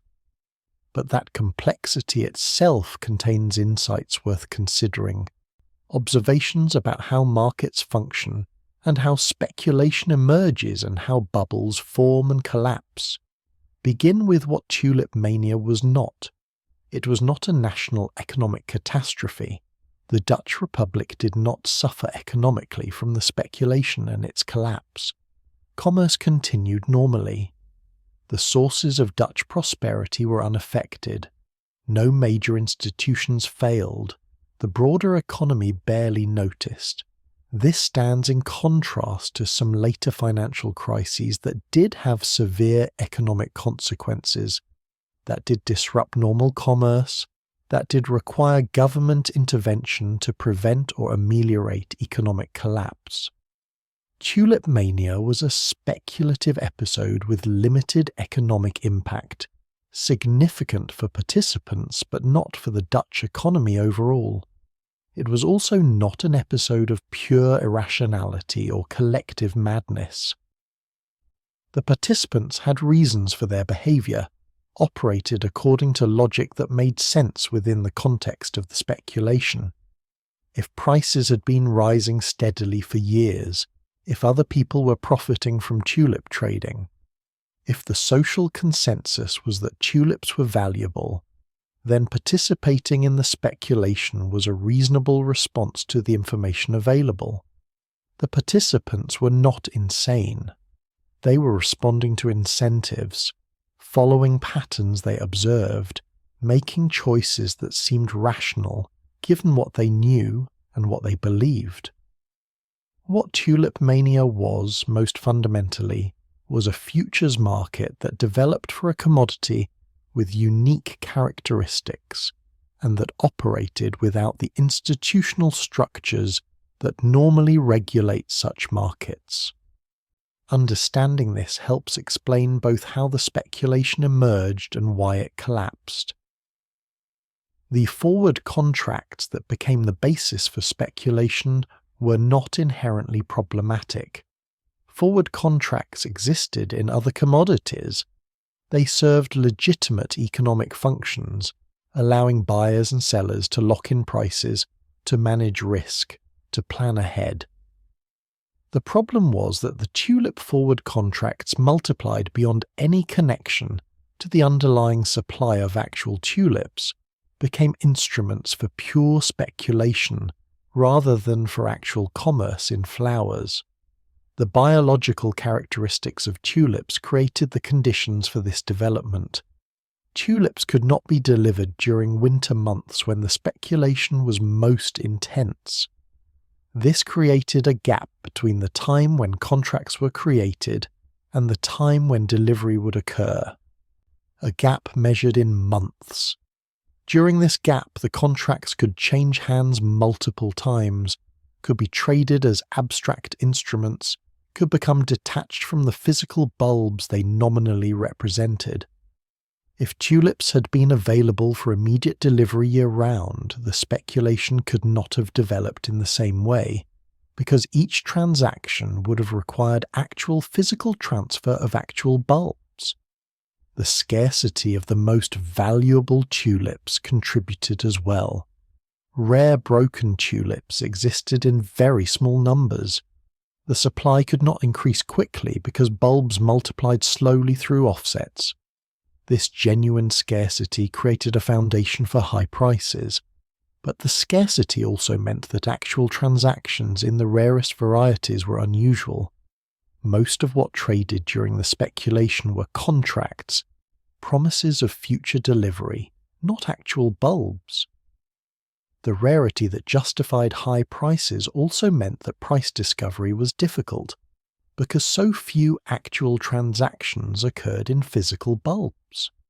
The lack of regulatory infrastructure allowed the speculation to develop without constraints. There was no central exchange where all trades occurred and where authorities could monitor activity. There was no margin requirement system that would have forced speculators to post collateral. There was no regulatory body that could intervene if prices seemed to be rising irrationally. The colleges operated through custom and voluntary participation, not through legal frameworks. This freedom allowed creativity and innovation, but it also allowed excess and instability. The credit structure amplified the speculation. The ability to purchase contracts with minimal immediate payment, relying on promissory notes for the bulk of the price, allowed participants to control positions far larger than their actual capital could support. This leverage magnified gains when prices rose, but it also magnified losses when prices fell, and it created systemic fragility, because everyone's ability to pay depended on everyone else's ability to pay. Modern financial markets have margin requirements, and capital requirements and collateral requirements precisely to limit this kind of leverage and to reduce systemic risk. The social dynamics of the colleges reinforced participation and risk-taking. The competitive atmosphere, the desire for social recognition, the fear of missing out on opportunities that others were seizing, the gradual normalization of increasingly aggressive speculation, all of these social factors pushed people toward greater involvement and greater risk than purely individual calculation might have suggested. Markets are social phenomena as well as economic phenomena. The beliefs and behaviors of participants are shaped by their interactions with other participants, by what they observe others doing, by the social meaning of participation or non-participation. The information environment was poor. Participants had limited and unreliable information about total supply of tulips, about actual transactions versus asking prices, about the creditworthiness of counterparties, about conditions in other locations. Decisions were made based on incomplete information, on rumours and reports that might or might not be accurate, on extrapolation from limited evidence. Modern financial markets have much better information dissemination, though still imperfect. The transparency that comes from centralized exchanges, from reporting requirements, from financial journalism, from research and analysis, helps participants make more informed decisions even if it does not prevent bubbles. The price momentum created self-fulfilling prophecy dynamics. As long as participants believed prices would rise, they bought, and their buying pushed prices up, confirming the belief and encouraging more buying. This positive feedback loop can continue for extended periods, creating price movements that seem validated by recent experience even when they are unsustainable in the long term. The same dynamic operates in modern markets. Momentum investing, trend following. The observation that recent winners tend to continue winning for a time, these are all manifestations of the same underlying phenomenon that drove tulip prices upward through the winter of 1636 and 1637. The collapse, when it came, demonstrated the fragility of confidence-based systems. The speculation depended entirely on the belief that prices would continue rising, or at least remain high. When that belief evaporated, when buyers stopped appearing, the entire structure collapsed almost immediately. There was no fundamental support for the prices because the prices had become detached from any realistic assessment of tulips' value for actual use in gardens. The only value was speculative value, the expectation of resale at profit. When that expectation disappeared, so did the value. The difficulty of determining when a market is in a bubble while the bubble is inflating remains a fundamental challenge. Participants in the tulip speculation could see that prices were high and rising, but they could not know with certainty that prices were too high, that the increase was unsustainable, that collapse was coming. Some prices are justified by genuine scarcity and genuine value. Distinguishing justified high prices from bubble prices is extremely difficult in real time. Modern observers looking at contemporary markets face the same challenge. Are current prices justified by fundamentals, or are they bubble prices that will collapse? The question is easier to answer in retrospect than in the moment. The comparison to modern asset bubbles reveals both similarities and differences. The dot-com bubble of the late 1990s showed similar dynamics. Enthusiasm for new technology, rising prices that seemed to validate the enthusiasm, momentum that drew in new participants, eventual collapse when fundamentals could not support the valuations. The housing bubble of the 2000s showed the same patterns amplified by extensive credit and by the involvement of major financial institutions. The cryptocurrency and NFT enthusiasms of the 2010s and 2020s showed speculative dynamics recognizable from Tulip Mania. Novel assets, uncertain valuation, fear of missing out, eventual sharp price declines. But modern bubbles differ from Tulip Mania in important ways. They involve much larger amounts of money, affect far more people, have greater potential to damage the broader economy. They occur in the context of extensive financial intermediation, complex derivative instruments, institutional rather than purely individual participation. They can be amplified by monetary policy, by credit creation by banks, by feedback loops between asset prices and lending. The mechanisms are more complex and the potential consequences are more severe than in 17th century Tulip Mania. The question of whether bubbles can be prevented remains contested. Some argue that better regulation, better monetary policy, better oversight can prevent bubbles from forming or at least limit their size and their damage. Others argue that bubbles are inherent to markets, that as long as humans are involved in pricing assets, there will periodically be episodes of excessive enthusiasm followed by collapse, that prevention is impossible, and that the focus should be on limiting damage when bubbles burst. The historical record provides evidence for both positions, but does not definitively resolve the debate. Tulip Mania suggests that speculation can emerge even in simple market structures, even with relatively unsophisticated participants, even in societies that value commerce and have extensive commercial experience. The Dutch were not naive about markets. They were among the most commercially sophisticated people in 17th century Europe. They had experience with commodity trading, with forward contracts, with speculation in other contexts. Yet they still created a tulip bubble. This suggests that commercial sophistication alone does not prevent speculative excess. That knowledge of markets does not make participants immune to bubble dynamics. The episode also demonstrates that bubbles can collapse without catastrophic economic consequences if certain conditions hold. The tulip bubble was relatively isolated from the core economy. It involved real resources but not amounts that threatened vital economic functions.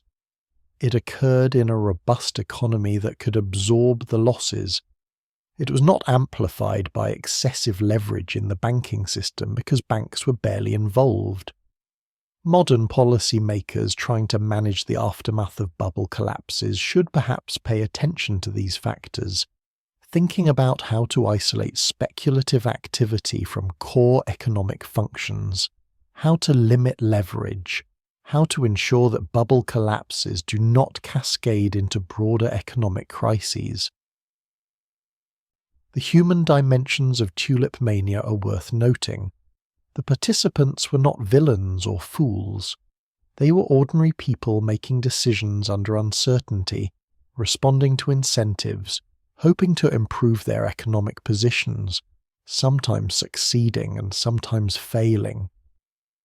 The greed that moralists condemned was simply the desire for prosperity, for security, for a better life.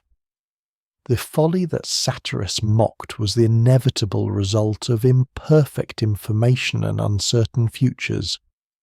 Judgment about the participants should be tempered with empathy, with recognition that we all make decisions under uncertainty, that we all sometimes misjudge situations, that we all are subject to social influences and psychological biases. The role of narrative in shaping economic behaviour deserves emphasis. The tulip speculation was sustained in part by stories people told themselves and each other about why tulips were valuable, about why prices would continue rising, about people who had gotten rich through tulip trading. These narratives created a shared understanding that justified participation and that reinforced the speculation. When the narratives changed, when the stories became about collapse and foolishness rather than opportunity and profit, the behaviour changed too. Modern markets similarly run on narratives, stories about technological revolution, about inevitable growth, about new paradigms. Understanding the narratives that circulate in markets may be as important as understanding the fundamentals. The difficulty of learning from history is itself a lesson from Tulip Mania. The episode was understood as a cautionary tale within decades of its occurrence. Satirical pamphlets warned against speculation. Yet speculative bubbles continued to occur. The South Sea bubble, the Mississippi bubble, railway manias, real estate bubbles, stock market bubbles, asset bubbles of various kinds across 4 centuries. Knowledge of Tulip Mania did not prevent later bubbles.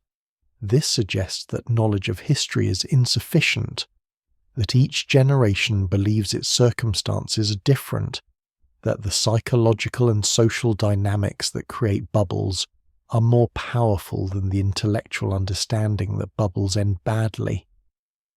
The question of rationality versus irrationality in speculative behaviour is more subtle than either pure rationality or pure irrationality models suggest. Individual participants making individually rational decisions can collectively create outcomes that are irrational at the system level. A person who buys tulip contracts at high prices is rational if they believe they can sell at higher prices and if that belief is reasonable given the information available to them. But if everyone is making the same calculation, if everyone is buying to resell rather than for use, then the collective outcome is a bubble that will inevitably collapse.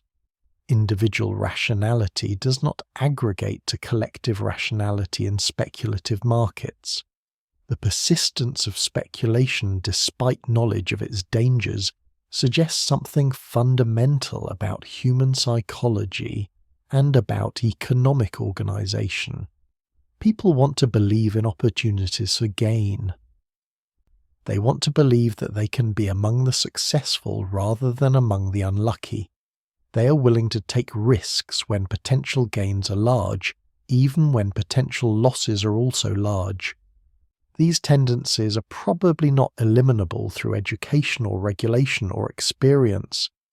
They are part of how markets function, part of how innovation gets funded, part of how resources get allocated in decentralized economies.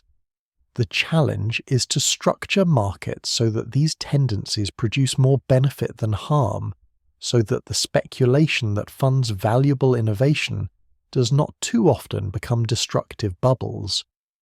Tulip Mania provides a case study in how markets discover prices and how that discovery process can go wrong. In normal circumstances, markets aggregate information from many participants, incorporate that information into prices, produce prices that reflect underlying value reasonably well. But in speculative circumstances, the price formation process becomes distorted. Prices incorporate expectations of future price changes rather than assessments of underlying value. The market becomes self-referential, with prices depending on beliefs about future prices rather than on fundamentals. This self-referential quality makes the market unstable, vulnerable to collapse when beliefs shift. The role of timing in determining who wins and who loses in speculative episodes is largely arbitrary. The people who bought tulip contracts in October 1636 and sold in December probably profited. Those who bought in late January 1637 and held into February probably lost. The difference in outcomes depended on timing, on luck, on factors that participants could not control or predict. This arbitrariness makes speculation similar to gambling in one important respect. Outcomes depend significantly on chance rather than purely on skill or judgment. The participants who profited from Tulip Mania were not necessarily more intelligent or more skilled than those who lost. They were earlier or luckier. The social distribution of gains and losses matters. In Tulip Mania, the losses fell disproportionately on people of modest means who entered the speculation late, who lacked the knowledge to assess risks accurately, who could least afford losses. The wealthy collectors who held actual tulips weathered the collapse relatively well. Some professional growers profited by selling at peak prices. The pattern where sophisticated participants extract value from less sophisticated participants is common in speculative episodes and raises questions about fairness and about whether such speculation should be regulated to protect unsophisticated participants. The aftermath of Tulip Mania, the legal and social mechanisms through which disputes were resolved, demonstrates that societies have multiple ways of addressing the consequences of speculative collapse. Legal enforcement through courts is one mechanism, but not the only one.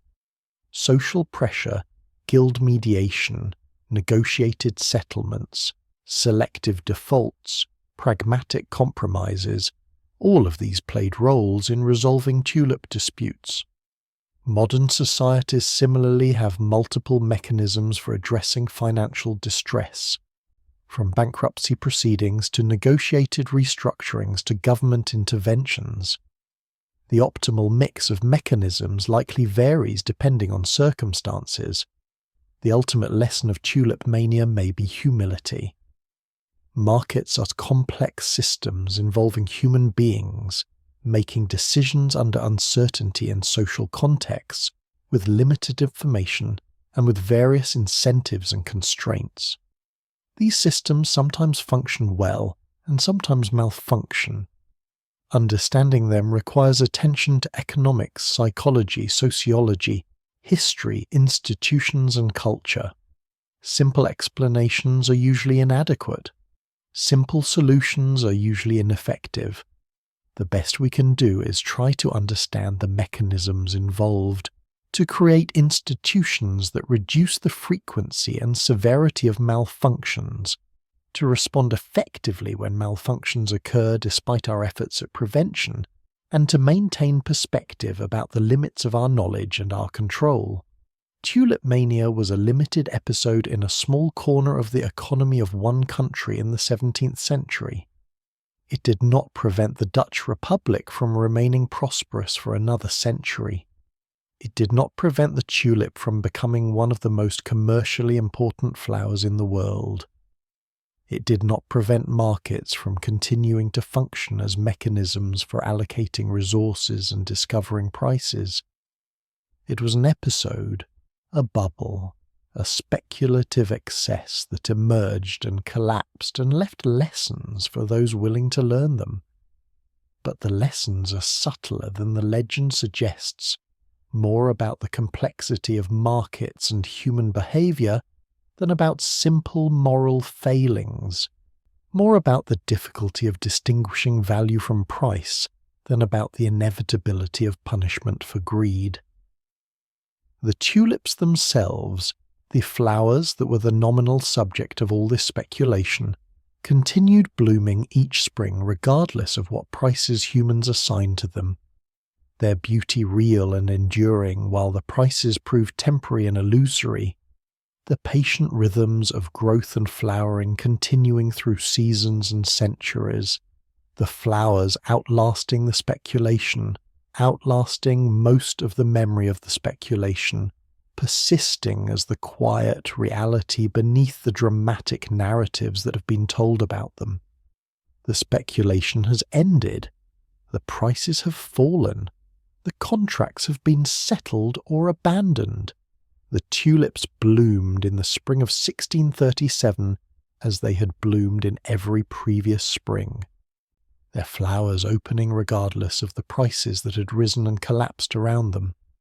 The bulbs rested through summer, were lifted and stored and replanted in autumn, began their cycle again. The patient rhythm of seasons continued, indifferent to human beliefs about value, untouched by the speculation that had seemed so important and that had proven so temporary. You have travelled through this story, through Dutch gardens and taverns, through the mechanics of speculation and the aftermath of collapse. You have seen how markets can detach from reality, how prices can rise beyond reason, how belief creates its own temporary truth until belief changes and truth reasserts itself. You have seen how ordinary people responded to opportunity and risk, how they made choices under uncertainty, how some profited and others lost, how the episode passed and life continued. There is no need to remember the varieties or the prices or the specific dates. Let them drift away like petals falling from flowers, like contracts dissolving into forgotten paper, like guilders that were promised but never paid. The details were never the point. The story was about value and belief, about the gap between what things are and what we think they're worth, about how markets discover their limits through the painful process of excess and correction. Rest now in the knowledge that the story is complete. The tulips are still growing somewhere, still blooming each spring, still beautiful regardless of price. The gardens are quiet. The bulbs are sleeping in dark soil, waiting for warmth, waiting for light, waiting to send up shoots that will become buds, that will become flowers that will open for a brief season and then fade. The cycle continuing as it has always continued, as it will always continue. Let your thoughts settle like soil around a bulb. Let the numbers blur into darkness. Let the story become distant, become dream, become nothing. The only thing that remains is the quiet rhythm of your breathing, the gentle pull towards sleep, the soft release into rest. The flowers are blooming somewhere in memory, in spring gardens you will never visit, petals opening in silence, in beauty, in the peaceful knowledge that some things persist while others pass away. That value is real when it rests in the earth, in the patient work of growth, in the simple fact of a flower opening toward light. Only sleep now, only the darkness of soil waiting. Only rest,